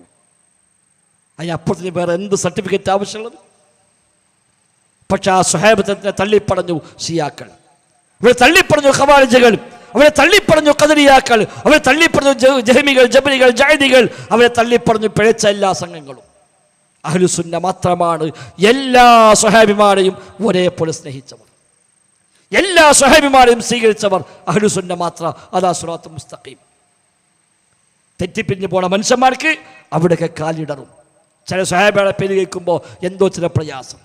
ചിലക്ക് അങ്ങനെയാണ്. അബൂ ഹുറൈറ കേൾക്കുമ്പോൾ, അതേപോലെ അബൂ സുഫിയാൻ എന്ന് കേൾക്കുമ്പോൾ അവിടെയൊക്കെ ചില ആളുകൾ ചില വിമ്മിട്ടങ്ങൾ, ചില പ്രയാസങ്ങൾ. അത് മറ്റൊന്നുമല്ല, ഈമാനിൽ വന്ന ചില വഴികേടുകളുടെ അനന്തരഫലമാണ്. ഖാദിൽ മുഅ്മിനീൻ എന്നാണ് നബി ഞങ്ങളെ പരിചയപ്പെടുത്തിയത്. അവരെക്കുറിച്ച് പോലും മോശമായ ചില പദപ്രയോഗങ്ങൾ, പല പ്രസിദ്ധീകൾ എഴുതിവിട്ട ആളുകളൊക്കെ ഗൗരവമായി ആലോചിക്കണമെന്ന് ഈ സമയത്ത് സൂചിപ്പിക്കാനുള്ളൂ. അതുകൊണ്ട് സിറാത്തുൽ മുസ്തഖീമാണ് നമുക്ക് ആവശ്യം. അത് കേവലം ഒരു പാർട്ടി ബ്രാൻഡല്ല. പാർട്ടി ബാൻഡ് അല്ല. സുന്നിയായ രക്ഷപ്പെട്ടു, മുജാഹിദായ രക്ഷപ്പെട്ടു, അങ്ങനെയൊന്നുമില്ല. പേരോട് മാത്രം രക്ഷപ്പെടുന്നില്ല. ശരിയായ ആദർശം സ്വീകരിക്കണം. പേരിൽ മുജാഹിദാണ്, ഓൻ KNM ആണ്, ബിസ്തമാണ്, മറ്റൊന്നും അതാണ്, അത് പേരിൽ മാത്രം കാര്യമൊന്നുമില്ല. അതേസമയം എന്താണോ ശരിയായ മൻഹജു സലഫ്, സലഫു സ്വാലിഹുകളുടെ രീതിശാസ്ത്രം, സ്വഹാബത്തിൻ്റെ ഫഹ്മു സ്വഹാബ, അത് പ്രധാനമാണ്. സ്വഹാബത്ത് എങ്ങനെ മനസ്സിലാക്കി, ആയത്തുകളെ ഹദീസുകളെ സ്വഹാബിമാർ എങ്ങനെ മനസ്സിലാക്കി, താബിഈങ്ങൾ എങ്ങനെ ജീവിതത്തിൽ പാലിച്ചു, അതാണ് മൻഹജു സലഫ്, സലഫുകളുടെ മൻഹജ്, മുൻഗാമികളുടെ രീതിശാസ്ത്രം. അത് അഞ്ചാം മദ്ഹബല്ല, അത് മൂന്നാം പ്രമാണമല്ല, അത് പ്രമാണങ്ങൾ സ്വീകരിക്കാനുള്ള രീതിശാസ്ത്രമാണ്. വഹീകൾക്ക് സാക്ഷ്യം വഹിച്ചവർ, ആയത്തുകൾ ഹദീസുകൾ അവതരിക്കുമ്പോൾ സാക്ഷ്യം വഹിച്ചവർ, അവരാർക്കാണല്ലോ കൃത്യമായി അറിയുക. പണ്ടൊരു കുട്ടി സ്കൂളിൽ നിന്ന് കരഞ്ഞുകൊണ്ട് വീട്ടിലേക്ക് വന്ന കഥയുണ്ട്. കരഞ്ഞുകൊണ്ട് വരിക, വഴിയും വെച്ച് വാപ്പാനെ കണ്ടു. അപ്പം എന്താടാ കരയെന്ന് വെച്ചു. ഒന്നല്ല, മാഷ് പട്ടി കൊണ്ട് അടിച്ചു വന്നു. അപ്പോൾ വാപ്പ, എന്ത് മാഷ അത്, പട്ടി കൊണ്ട് ഈ കുട്ടികളെടുക്കെ, അത് വിടാൻ പറ്റുന്നില്ല. വാപ്പ നേരെ കുട്ടിനെയും കൂട്ടിയിട്ട് സ്കൂളിൽ തന്നെ പോയി. എന്നാ ചോദിച്ചിട്ട് തന്നെ ബാക്കി കാര്യം. അങ്ങനെ പോണ വഴിക്കുണ്ട് ബാക്കി കുട്ടികൾ സ്കൂളിൽ ഇങ്ങനെ വരിക. അപ്പം എവിടുക്കപ്പങ്ങൾ പോയിച്ചു, അല്ല ഓനെ വാഷ് പട്ടി കൊണ്ട് അടിച്ചു പറഞ്ഞു, അത് ചോദിക്കാൻ പോവുകയാണ്. അപ്പോൾ ഒരു കുട്ടി പറഞ്ഞു, അത് ഹാജർ പട്ടികയാണ്. എന്നാ തച്ചോട്ട കുഴപ്പമില്ല. അപ്പം പട്ടി കൊണ്ട് അടിച്ചു കേൾക്കുമ്പോഴേക്ക് ഇത് ഏത് പട്ടിക അറിയാതെ ചാടിയാൽ അതേ ഉണ്ടാവുള്ളൂ. കണ്ടവനാണ് അറിയുക എന്താണ് യാഥാർത്ഥ്യമെന്ന്. ആയത്തിറങ്ങുമ്പോൾ ഹദീസ് നബികൾ പറയുമ്പോൾ അത് സാക്ഷ്യം വഹിച്ചവരാണ് സ്വഹാബിമാർ. ഇബ്നു അബ്ബാസ് പറഞ്ഞു, വിശുദ്ധ ഖുർആനിലെ ഏതായത്തും എവിടെ ഇറങ്ങി, എപ്പോൾ ഇറങ്ങി, ഏത് വിഷയത്തിലിറങ്ങി എന്ന് എനിക്കറിയാം. അതാ ഇബ്നു അബ്ബാസ്. ഓരോ ആയത്തും എവിടെയാണ് ഇറങ്ങിയ പോയിന്റ്, ഏത് വിഷയത്തിലാണ്, എന്തിനറിഞ്ഞത്, എപ്പോഴറിഞ്ഞത്, അതെനിക്കറിയാം എന്ന് ഇബ്നു അബ്ബാസ് റളിയല്ലാഹു അൻഹുമാ സാക്ഷ്യപ്പെടുത്തുന്നുണ്ട്. സ്വഹാബിമാർക്ക് പറഞ്ഞവർ ഇബ്നു മസ്ഊദ് പറഞ്ഞു, ഞങ്ങൾ 10 ആയത്ത് പഠിച്ചാൽ ആ 10 ആയത്ത് ജീവിതത്തിൽ അമൽ ചെയ്യും, എന്നിട്ട് അടുത്ത 10ലേക്ക് പോകും. 10 ആയത്ത് ആദ്യം പഠിക്കും, ആ 10 ആയത്ത് ജീവിതത്തിൽ പാലിക്കും, ശേഷം അടുത്ത 10 അത് അമലാക്കും, പിന്നെ അടുത്ത 10 അത് അമലാക്കും. ഫതഅല്ലംനൽ ഖുർആന വൽ അമല ബിഹി ജമീഅ. അതുകൊണ്ട് ഖുർആനും ആ ഖുർആൻ പ്രകാരമുള്ള അമലും ഞങ്ങൾക്ക് ഒന്നിച്ച് പഠിഞ്ഞുവെന്ന് സ്വഹാബിമാരെ പഠിപ്പിക്കുക. അതാ സ്വഹാബത്ത്. ആ സ്വഹാബത്തിൻ്റെ ഫഹ്മ് അവരെ മനസ്സിലാക്കിയത്. താബിഈങ്ങൾ, തബഉ താബിഈങ്ങൾ, അത് സ്വീകരിച്ച് കൈമാറിപ്പോന്ന പിന്നീട് അഹ്ലുസുന്നയുടെ നേതാക്കന്മാർ, മുഹദ്ദിസുകൾ, അഖീദ പഠിപ്പിച്ച ആളുകൾ, ഇമാം ഷാഫിഈയെ പോലെ, ഇമാം മാലിക്കിനെ പോലെ, ഇമാം അഹ്മദിനെ പോലെ, ഇമാം ബുഖാരിയെ പോലെ, ഇമാം മുസ്ലിമിനെ പോലെയൊക്കെയുള്ള അഹ്ലുസുന്നയുടെ നേതാക്കന്മാർ. ഇമാം അഹ്മദ് പറയാ, എൻ്റെ കിതാബിലേക്ക് ഏത് ഹദീസ് ഞാൻ രേഖപ്പെടുത്തുമ്പോഴും ഞാൻ അമൽ ചെയ്യാതെ രേഖപ്പെടുത്തിയിട്ടില്ല. ആ കിതാബിൽ ഹദീസ് എഴുതി വെക്കുകയാണെങ്കിൽ അത് അമൽ ചെയ്യും എന്നിട്ട് എഴുതിക്കും. ഇല്ല ഹദീസൻ വാഹിദ, ഒരൊറ്റ ഹദീസ് എനിക്ക് അമൽ ചെയ്യാൻ പറ്റിയില്ല, ബാക്കിയൊക്കെ അമൽ ചെയ്തു. ഒരു ഹദീസ് അമൽ ചെയ്യാൻ പറ്റിയില്ല. ഏതാ? നബി തങ്ങൾ ഹിജ്റ പോയപ്പോൾ ശത്രുക്കളെ പേടിച്ച് അവിടെ മാറിയിരുന്ന ഗുഹയിൽ നബി തങ്ങൾ അഭയം തേടി 3 ദിവസം മാറിയിരുന്നു എന്ന് പറഞ്ഞ ഹദീസ് ഉണ്ടല്ലോ, അത് രേഖപ്പെടുത്തുമ്പോൾ അതെനിക്ക് അമൽ ചെയ്യാൻ കഴിയില്ലല്ലോ. അതെനിക്ക് വല്ലാത്ത വിഷമമായി. പിന്നീട് ഖൽഖുൽ ഖുർആൻ വിവാദമുണ്ടായി. മുഅ്തസിലികൾ ഉണ്ടാക്കിയ വലിയ ഫിത്നയായിരുന്നു ഖുർആൻ സൃഷ്ടിയാണോ കലാമാണോ എന്ന്. അന്ന് ഇമാം അഹ്മദിനെതിരെ അവർ കള്ളക്കേസുണ്ടാക്കി, ഇമാം അഹ്മദിനെ അങ്ങേറ്റം പ്രയാസപ്പെടുത്തി. അന്ന് എനിക്ക് രക്ഷപ്പെട്ടു പോകുന്ന വഴിയിൽ ഒരു ഗുഹയിൽ എനിക്ക് അഭയം തേടേണ്ടി വന്നു. ഫഹമിത്തുല്ലാഹ അലൈഹി, ഞാൻ അൽഹംദുലില്ലാഹ് പറഞ്ഞു, എനിക്കൊരു ഗുഹയിൽ പോയി അഭയം തേടാൻ എനിക്കും അവസരം കിട്ടിയല്ലോ. അമൽ ചെയ്യാത്ത ഹദീസ് അതും എൻ്റെ ജീവിതത്തിൽ പ്രാവർത്തികമായല്ലോ. ഞാൻ പടച്ച റബ്ബിനെ സ്തുതിച്ചുവെന്ന് പ്രഖ്യാപിച്ചാലാണ് ഇമാം സുന്ന അഹ്മദ് ഹംബൽ റഹിമഹുല്ലാഹ്. ഓലൊക്കെ തള്ളിക്കളഞ്ഞിട്ട് അതൊന്നും ആവശ്യമില്ല, ഒക്കെ പോട്ടെ, ഹും റിജാൽ വലഹ്നു റിജാൽ, ഓലും മനുഷ്യന്മാർ നമ്മളും മനുഷ്യന്മാർ, എല്ലാം തള്ളിക്കളഞ്ഞിട്ട് അവനവൻ്റെ യുക്തിയും ബുദ്ധിയും മാത്രം അടിസ്ഥാനമാക്കി സ്വഹീഹ് ബുഖാരി വേണ്ട, സ്വഹീഹ് മുസ്ലിം വേണ്ട, ഈ ഹദീസ് വേണ്ട, ആ ഹദീസ് വേണ്ട, അത് ഖുർആനെതിരാണ്, ഇത് ബുദ്ധിക്കെതിരാണ്, ഇത് അനുഭവത്തിനെതിരാണ് എന്നൊക്കെ പറഞ്ഞ് എല്ലാം ചവിട്ടിത്തള്ളിപ്പോയിട്ട് എവിടേക്കാ സഹോദരന്മാരെ നമുക്ക് എത്തിപ്പെടാൻ കഴിയുക? ഗൗരവമാണത്. നമ്മൾ റബ്ബിനോട് ചോദിച്ചത് സിറാത്തും മുസ്തഖീമാണ്. അംബിയാഇന്റെ സിറാത്താണ്, ശുഹദാഇന്റെ സിറാത്താണ്, സിദ്ദീഖീങ്ങളുടെ സിറാത്താണ്, സ്വാലിഹീങ്ങളുടെ സിറാത്താണ്. എങ്കിൽ ആരാണ് ആ സ്വാലിഹീങ്ങൾ? ആരാണ് ആ ശുഹദാ? ആരാണ് ആ സിദ്ദീഖീങ്ങൾ? ആരാണ് ആ അംബിയാ? ഏതാണ് ആ സിറാത്ത്? അതല്ലേ നമ്മൾ അന്വേഷിക്കേണ്ടത്. അല്ലെ എനിക്കതൊന്നും ആവശ്യമില്ല, എനിക്ക് ഓരോന്നും ആവശ്യമില്ല, എനിക്ക് എൻ്റെ ബുദ്ധി മതി, എനിക്ക് സ്വയം മനസ്സിലാക്കാൻ കഴിയും എന്ന് പറയുന്ന ധിക്കാരം, കിബിർ, അത് നമ്മെ നഷ്ടത്തിലേക്ക്, നാശത്തിലേക്ക് മാത്രമേ എത്തിക്കുകയുള്ളൂ എന്ന് നമ്മൾ തിരിച്ചറിയുക. കേവലമായ പാർട്ടി താല്പര്യങ്ങളല്ല. ഞങ്ങൾ ഇന്ന പാർട്ടിൻ്റെ ആളാ, ഞങ്ങൾ മറ്റിൻ്റെ ആളാ, ഞങ്ങൾ ഇങ്ങനെയാണ്, ഞങ്ങൾ അമീറിൻ്റെ ആഹ്വാനം അങ്ങനെയാണ്, ഞങ്ങളുടെ പാർട്ടി തീരുമാനം ഇങ്ങനെയാണ്, അതൊന്നും ദീനിൻ്റെ വിഷയത്തിൽ ബാധകമല്ല. ദീൻ അനുകൂലമായി പറഞ്ഞാൽ നമുക്ക് സ്വീകരിക്കാം, ദീന് എതിരായി പറഞ്ഞാലോ അവിടെ ആരെയും സ്വീകരിക്കേണ്ട കാര്യമില്ല. അവിടെയാണ് വിസ്ഡം ഇസ്ലാമിക് ഓർഗനൈസേഷൻ വ്യതിരിക്തമാകുന്നത്. അള്ളാഹു റസൂലും പഠിപ്പിച്ച, കിതാബും സുന്നത്തും പറഞ്ഞ കാര്യങ്ങൾക്ക് എതിരായി വല്ല നീക്കമുണ്ടായാൽ എല്ലാവരും ഒരേ സ്വരത്തിൽ പറയും, ഇല്ല, സ്വീകാര്യമല്ല. ആ സാഹചര്യം നിലനിൽക്കുന്ന കാലത്തോളം അൽഹംദുലില്ലാ ഭയപ്പെടാനില്ല. സഹോദരങ്ങളെ, നമ്മുടെ നിലപാട് കൃത്യമാകണം, വിശ്വാസം പഠിക്കണം, അഖീദ പഠിക്കണം, മൻഹജ് നമ്മൾ കൃത്യമായി മനസ്സിലാക്കണം, ദീനു പഠിക്കണം. എമ്പാടും സംവിധാനങ്ങൾ ഇന്ന് ദീനു പഠിക്കാനുണ്ട്, അതൊക്കെ ഉപയോഗപ്പെടുത്താൻ നമുക്ക് പറ്റണം. QHLSകളുടെ പുതിയ ബാച്ചുകളുടെ തുടക്കത്തിന് സമയമാണിപ്പോൾ. ഖുർആൻ ഹദീസ് ലേണിംഗ് സ്കൂളുകൾ എല്ലാ ശാഖയിലും ഒരു QHLS ഉണ്ടാവട്ടെ. ഖുർആനും ഹദീസും പഠിക്കണം. പ്രായഭേദമന്യേ, ലിംഗഭേദമന്യേ എല്ലാവരും വിശുദ്ധ ഖുർആനിൻ്റെ പ്രവാചക വചനങ്ങളുടെ പഠിതാക്കളായി മാറും. ഏതെങ്കിലും ഖുർആൻ ക്ലാസ്സിൽ നമ്മൾ പഠിതാവാണെന്ന് ഉറപ്പ് വരുത്തുക. പഠിക്കാനോ പഠിപ്പിക്കാനോ ഒരു ഖുർആൻ ക്ലാസ്സിലെങ്കിലും ഞാനുണ്ട് എന്നൊരു ഉറപ്പ് വെച്ച് സമാധാനം വേണം. മരിക്കുന്നവരെ ഖുർആനിൻ്റെ പഠിതാവായി പോകണം. മരിക്കുമ്പോഴും ഖുർആനിൻ്റെ വിദ്യാർത്ഥിയായി, ഖുർആൻ പഠിപ്പിക്കുന്ന ആളായി, അത് പഠിപ്പിക്കുന്നവരായി, അതിൻ്റെ കൂടെ സഞ്ചരിക്കുന്നവരായി ആയുസ് മുഴുവൻ ഉപയോഗിക്കുകയും ആ നിലയ്ക്ക് മരിച്ചു പോവുകയും ചെയ്യാൻ കഴിഞ്ഞാൽ അത് വലിയ ഭാഗ്യമാണ്. ഖൈറുക്കും മൻ തഅല്ലമൽ ഖുർആന വഅല്ലമ. ഏറ്റവും ഖൈറായവൻ ഖുർആൻ പഠിക്കുന്നവനാണ്, അത് പഠിപ്പിക്കുന്നവനാണ്. നമ്മുടെ മക്കൾ ആ വഴി വരട്ടെ. ജാമിഅത്തുൽ ഹിന്ദിലേക്ക് മക്കളെ ചേർക്കേണ്ട സമയമാണിപ്പോൾ. SSLC കഴിഞ്ഞ കുട്ടികൾ, +2 കഴിഞ്ഞ കുട്ടികളൊക്കെ ദീനു പഠിക്കാൻ, ഒരു ആലിമായി മാറാൻ, ഒരു ദാഴിയായി മാറാൻ, മതം പഠിച്ചവരായി മാറാൻ ആഗ്രഹിക്കുന്നുവെങ്കിൽ ഇപ്പം ഇത് രജിസ്റ്റർ ചെയ്യാം. മെയ് മാസം അവസാനം വരെ സമയമുണ്ട്. ജാമിയയുടെ ഓൺലൈൻ അതിൻ്റെ സൈറ്റിൽ കയറി അവിടെ ആപ്ലിക്കേഷൻ കൊടുക്കാം. 10ാം ക്ലാസ് കഴിഞ്ഞ ആൺകുട്ടികൾക്കും പെൺകുട്ടികൾക്കും അവസരമുണ്ട്. 7 കൊല്ലം സൗജന്യമായി പഠിക്കാം. താമസവും ഭക്ഷണവും പഠനവും എല്ലാം ഫ്രീ ആണ്. 7 കൊല്ലം നന്നായി പഠിച്ചാൽ 7 കൊല്ലം കൊണ്ട് ഇൻഷാ അല്ലാഹ് 14 ജുസ് ഖുർആൻ ഹിഫ്ളാക്കും. ഏറ്റവും ചുരുങ്ങിയത് 500 ഹദീസ് ഒരു കാണാതെ പഠിക്കും. അഖീദയുടെ പ്രധാനപ്പെട്ട എല്ലാ കിതാബുകളും അവർ പഠിക്കും. ഫിഖ്ഹും ഉസൂലുൽ ഫിഖ്ഹും ഹദീസും ഉസൂലുൽ ഹദീസും തഫ്സീറുകളും അടക്കമുള്ള ഇസ്ലാമിക വിജ്ഞാനീയങ്ങളെല്ലാം അവർക്ക് പഠിക്കാൻ അവസരമുണ്ടാകും. അതിന് കൂടെ +2 എഴുതാം, ഡിഗ്രി എഴുതാം, PG എഴുതാം. അതിന് നഷ്ടൊന്നും വരില്ല. നീ ചെറിയ മക്കളാണോ, ജാമിയയുടെ സംരംഭമാണ് സ്കൂൾ ഓഫ് ഖുർആൻ. നിങ്ങളുടെ പ്രദേശത്ത് ഈ വർഷം ആരംഭിക്കുന്നത്. 5 വയസ്സ് 4 വയസ്സൊക്കെ പ്രായമുള്ള കുട്ടികളെ ചേർക്കാൻ പറ്റും. സ്കൂൾ ഓഫ് ഖുർആൻ 1ാം ക്ലാസ്സിൽ ചേർന്ന് PG വരെയുള്ള 18 കൊല്ലം ജാമിയയുടെ കീഴിൽ പഠിക്കാനുള്ള ഒരു സിസ്റ്റമാണ് സ്കൂൾ ഓഫ് ഖുർആൻ എന്നുള്ളത്.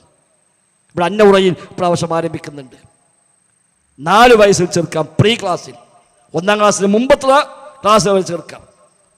അവിടുന്ന് ആരംഭിച്ച 5ാം ക്ലാസ് വരെ ഇവിടെ പഠിക്കാം. 6 മുതൽ 10 വരെ റെസിഡൻഷ്യലായി കൊണ്ടുപോയി അവർ താമസിപ്പിച്ച് പഠിപ്പിക്കും. മഞ്ചേരി ക്യാമ്പസിൽ 90% കുട്ടികളും ഇൻഷാ അല്ലാഹ് ഹാഫിളാകും. 100% പറയാൻ പറ്റില്ല, കാരണം എല്ലാവരും ബുദ്ധി ഒരുപോലെ അല്ലല്ലോ. 90% 10ാം ക്ലാസ്സിന് മുമ്പ് അവർ ഹാഫിളായി മാറും. വ്യത്യസ്ത ഭാഷകൾ പഠിക്കും. ദീനിയായ എല്ലാ അടിസ്ഥാന പാഠങ്ങളും അവർക്ക് ലഭിക്കും. അതോടൊപ്പം സ്കൂൾ വിദ്യാഭ്യാസം നല്ല നിലവാരത്തിൽ കിട്ടുകയും ചെയ്യും. 10ാം ക്ലാസ് കഴിഞ്ഞാൽ കുട്ടി ഒരു ഡോക്ടറാവുകയാണെങ്കിൽ ഹാഫിളായ ഡോക്ടർ, ഹാഫിളായ എഞ്ചിനീയർ, ഹാഫിളായ വക്കീൽ. ഇനി അതല്ല, വീണ്ടും അവൻ ദീന് പഠിക്കാനാണ് താല്പര്യം, ജാമ്യയിലേക്ക് വരാം. ആൺകുട്ടികൾക്ക് മിനിയൂട്ടിയിൽ, പെൺകുട്ടികൾക്ക് പാലക്കാട് വ്യത്യസ്ത ക്യാമ്പസ് ഉണ്ട്. അതിൽ ഒരു സെൻറ്റർ ഈ നാട്ടിൽ ഈ വർഷം ആരംഭിക്കുകയാണ്. കേരളത്തിനകത്തും പുറത്തുമായി 40 സെൻറ്ററുകൾ മൊത്തമുണ്ട്. അതിൽ ഒരു സെൻറ്റർ ഇപ്പം ഇനി പുളിക്കതിലാണ്. 3000-ഓളം കുട്ടികൾ പഠിച്ചുകൊണ്ടിരിക്കുന്നു ജാമ്യയുടെ കീഴിൽ, ഈ സംവിധാനത്തിൽ മാത്രം. അതൊരു സെൻറ്റർ ഇവിടെ ആരംഭിക്കുന്നു. ഈ അവസരം ഉപയോഗപ്പെടുത്തി നിങ്ങളെ മക്കളെ 4 വയസ്സുള്ള, 5 വയസ്സുള്ള, 5.5 വയസ്സ് വരെയുള്ള മക്കളെ ഇപ്പം ചേർക്കാം. അതിന് മേലല്ല. 5.5 വയസ്സ് താഴെയുള്ള ആണും പെണ്ണുമായ കുട്ടികളെ ചേർക്കാം. ഞായറാഴ്ച മാത്രം, പൊതു അവധി ദിവസങ്ങളിൽ മാത്രം. സ്കൂളുകൾ എവിടെയും ചേർത്തിക്കൊള്ളി, ഒരു കുഴപ്പമില്ല. ഞായറാഴ്ചയും പൊതു അവധി ദിവസങ്ങളും ഒരു വർഷം 55 വർക്കിംഗ് ഡേ, 220 മണിക്കൂർ.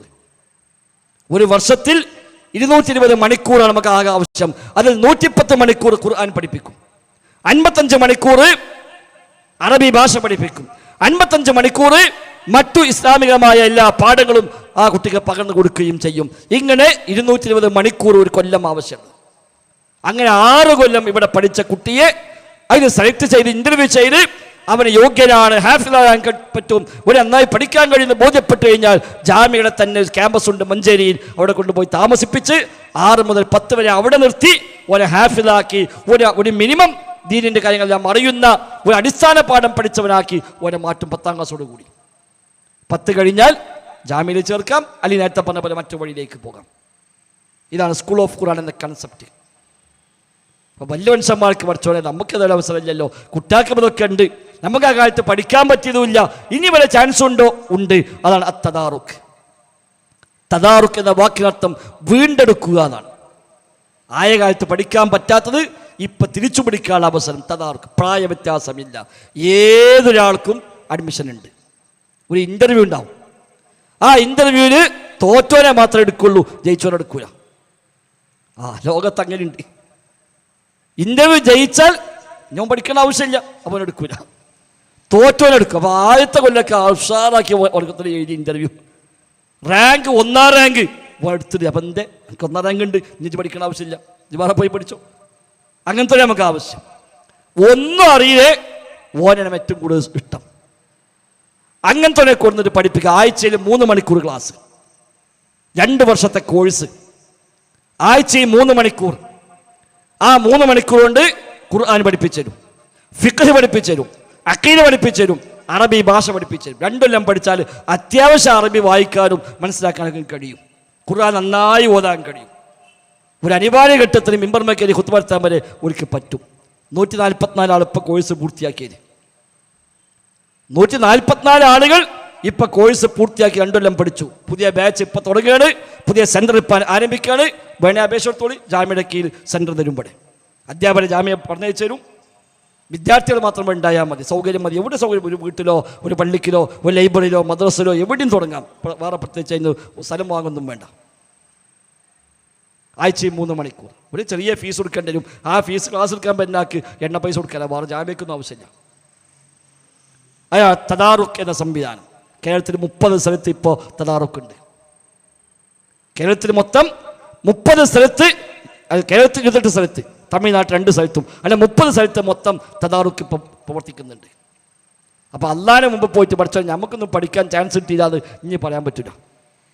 എല്ലാവർക്കും ചാൻസ് ഉണ്ട്.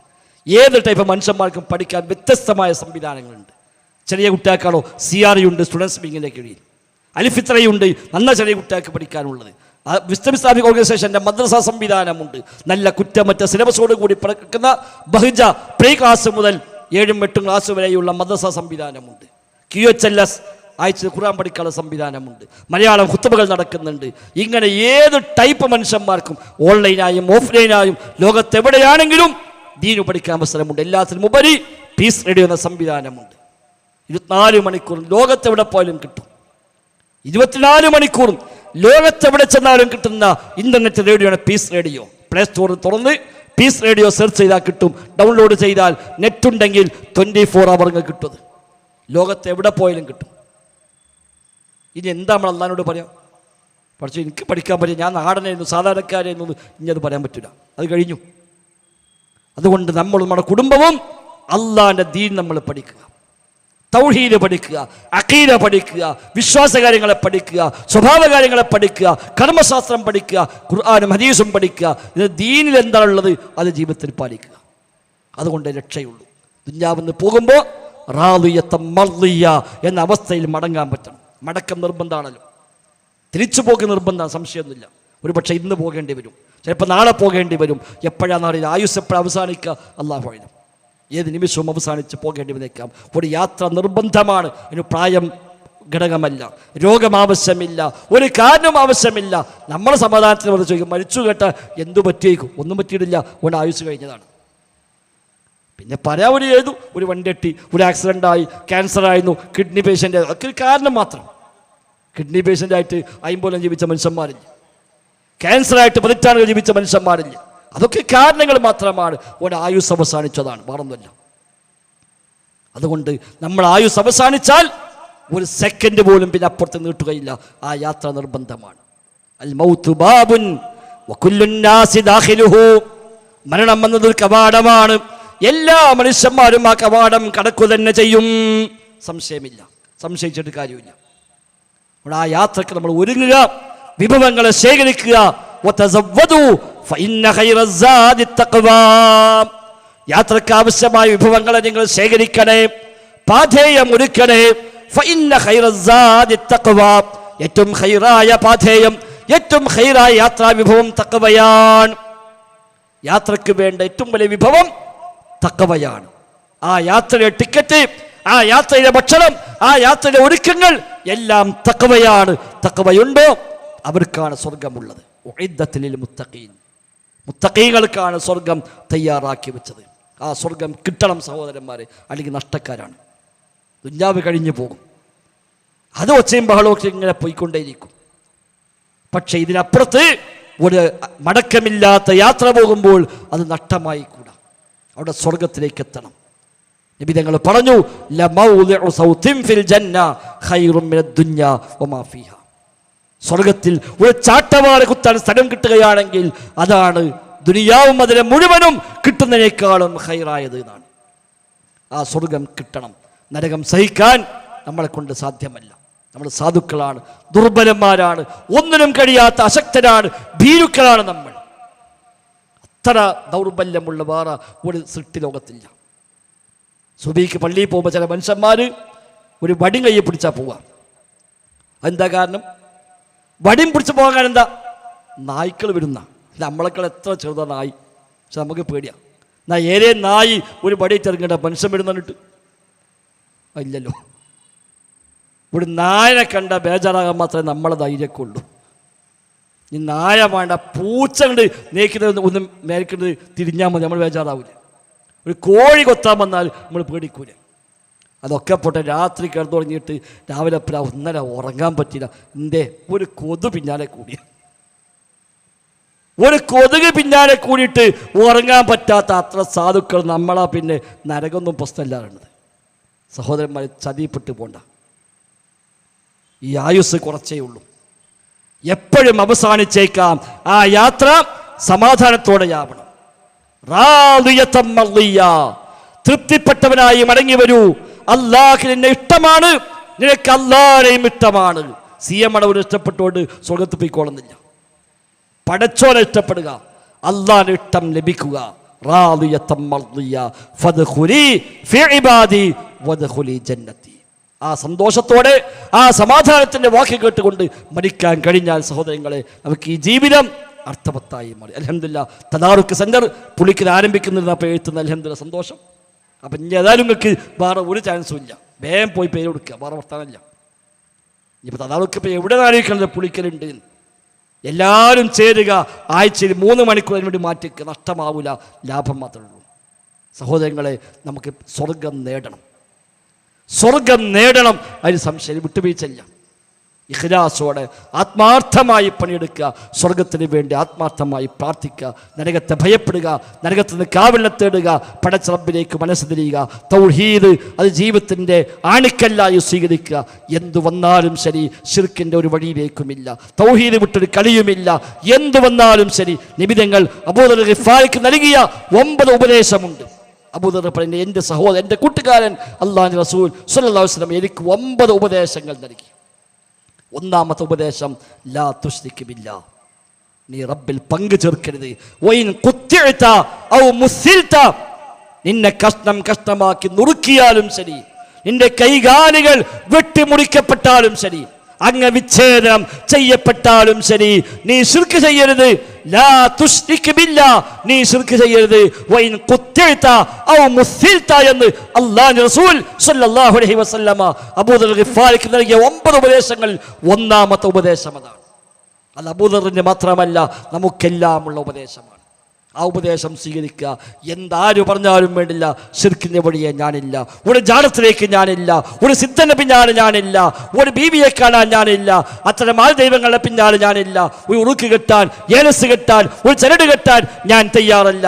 പടച്ചറബിന് പറഞ്ഞ ഒരു പടപ്പിനെയും ഞാൻ ഭയപ്പെടുകയില്ല, ഒരു പടപ്പിനെയും ഞാൻ പ്രതീക്ഷ വെക്കുകയില്ല, ഒരു പടപ്പിലേക്കും എൻ്റെ പ്രാർത്ഥനകളുമായി സഹായാർത്ഥങ്ങളുമായി ഞാൻ പോവുകയില്ല. ഒരു നബിയോടും ഒരു വലിയോടും ഒരു മലക്കിനോടും ഒരു ജിന്നിനോടും ഒരു ഇൻസിനോടും എൻ്റെ തേട്ടമില്ല, എൻ്റെ പ്രാർത്ഥനയില്ല. ഹസ്ബിയല്ലാ, എനിക്കല്ല മതി, ഹസ്ബുനല്ലാ, ഞങ്ങൾക്കല്ല മതി, തവക്കൽതുല്ല, എല്ലാമിത പടച്ചോനെ ഏൽപ്പിച്ചിരിക്കുന്നുവെന്ന് മനസ്സറിഞ്ഞ് പ്രഖ്യാപിച്ച് അല്ല പറഞ്ഞ പോലെ, റസൂൽ പഠിപ്പിച്ച പോലെ കിതാബും സുന്നത്തും അടിസ്ഥാനമാക്കി ജീവിതത്തെ ക്രമീകരിച്ചാൽ ഇൻഷാ അല്ലാഹ് ഈ ജീവിതം അർത്ഥവത്തായി മാറും. ഫമൻ സുഹ്സിഹ അനിന്നാർ വഉദ്ഖിലൽ ജന്ന ഫഖദ് ഫാസ്. ആരാണോ നരകത്തിൽ അകറ്റപ്പെട്ട് സ്വർഗത്തിൽ പ്രവേശിപ്പിക്കപ്പെട്ടത് അവനാണ് വിജയിച്ചവൻ തീർച്ച. വമൽ ഹയാത്തുദ് ദുനിയ ഇല്ലാ മതാഉൽ ഖുറൂർ. ഐഹിക ജീവിതം എന്നത് വഞ്ചനാ വിഭവം മാത്രമാണ്. ആ ചതിയിൽ പെട്ടുപോകേണ്ടതില്ല. ഈ ദുനിയാവിൻ്റെ പളപളപ്പിൽ, ഇവിടുത്തെ രാഷ്ട്രീയ കാര്യങ്ങളിൽ, ഇവിടുത്തെ സാമ്പത്തിക കാര്യങ്ങളിൽ, ഇവിടുത്തെ അധികാരങ്ങളിൽ, ഇവിടുത്തെ സ്ഥാനമാനങ്ങളിൽ മതിമറന്ന് പരലോകം കളയുന്നവരായി നമ്മൾ മാറിക്കൂടാ. ആ നിലക്കുള്ള ഭാഗ്യവാന്മാരായി മുത്തഖീങ്ങളായി മാറാൻ നാം പരിശ്രമിക്കുക. റബ്ബ് സുബ്ഹാനഹു വ തആല തൗഫീഖ് പ്രദാനം ചെയ്യുമാറാവട്ടെ. ജീവിതത്തിലെ എല്ലാ രംഗത്തും അല്ലാഹു സുബ്ഹാനഹു വ തആല ഖൈറും ബറക്കത്തും നമ്മിലെല്ലാം ധാരാളമായി വർഷിക്കുമാറാവട്ടെ. ദുആ ചെയ്യാൻ വസിയത്ത് ചെയ്ത ധാരാളം ആളുകൾ റബ്ബ് അവർക്കെല്ലാം എല്ലാ അർത്ഥത്തിലുമുള്ള ബറക്കത്ത് നൽകി അനുഗ്രഹിക്കുമാറാവട്ടെ. ധാരാളം ആളുകൾ രോഗികളായി കഴിയുന്നവരുണ്ട്. റബ്ബ് അവർക്കെല്ലാം ശിഫ നൽകി അനുഗ്രഹിക്കുമാറാവട്ടെ. അനുഭവിക്കുന്ന വേദനയ്ക്ക് അല്ലാഹു തആല പരിപൂർണമായ പ്രതിഫലം നൽകുമാറാവട്ടെ. നമ്മിൽ നിന്ന് മരണപ്പെട്ടു പോയ ധാരാളം ആളുകൾ റബ്ബ് അവർക്കെല്ലാം മഗ്ഫിറത്തും റഹ്മത്തും നൽകി അനുഗ്രഹിക്കുമാറാവട്ടെ. നമ്മുടെ നാട്ടുകാരൻ അഡ്വക്കേറ്റ് ഹബീബുർ റഹ്മാന്റെ മകൻ കഴിഞ്ഞ ദിവസമാണല്ലോ വഫാത്തായത്. വല്ലാത്ത വേദനിപ്പിക്കുന്ന വാർത്തയാണ് നമ്മളൊക്കെ അതിലൂടെ കേട്ടത്. 15 വയസ്സുള്ള കുട്ടി. എത്ര പ്രതീക്ഷയാണ് മാതാപിതാക്കൾക്ക്. ആ മരണം താങ്ങാൻ കഴിയില്ല എന്നറിയാം. റബ്ബ് ആ കുടുംബത്തിന് ക്ഷമ പ്രദാനം ചെയ്യുമാറാവട്ടെ. നാളെ പരലോകത്ത് അവരെ വരവേൽക്കുന്ന സ്വർഗീയ ലോകത്ത് അവർക്കൊരു ആതിഥ്യമരുളുന്ന, അവർക്ക് സമ്പാദ്യമായി മാറുന്ന മകനായി റബ്ബ് അവനെ മാറ്റുമാറാവട്ടെ. നമ്മുടെ എല്ലാം ഖാത്തിമത്ത് അല്ലാഹു തആല ഏറ്റവും നല്ല പര്യവസാനമാക്കി ഈമാനോടെ തഖ്വയോടെ തൗഹീദോടെ മരിക്കുന്ന മുഅ്മിനീങ്ങളിൽ മുത്തഖീങ്ങളിൽ മുവഹിദുകളിൽ റബ്ബ് നമ്മയെല്ലാം ഉൾപ്പെടുത്തി അനുഗ്രഹിക്കുമാറാവട്ടെ. അല്ലാഹുമ്മ റബ്ബനാ ആതിനാ ഫിദ് ദുനിയാ ഹസന വഫിൽ ആഖിറതി ഹസന വഖിനാ അദാബന്നാർ. റബ്ബനാ തഖബ്ബൽ മിന്നാ റബ്ബനാ തഖബ്ബൽ മിന്നാ റബ്ബനാ തഖബ്ബൽ മിന്നാ ഇന്നക അൻതസ് സമീഉൽ العليم وتب علينا إنك أنت التواب الرحيم وصلى الله وسلم على محمد وآله وصحبه أجمعين والحمد لله رب العالمين. السلام عليكم ورحمة الله وبركاته.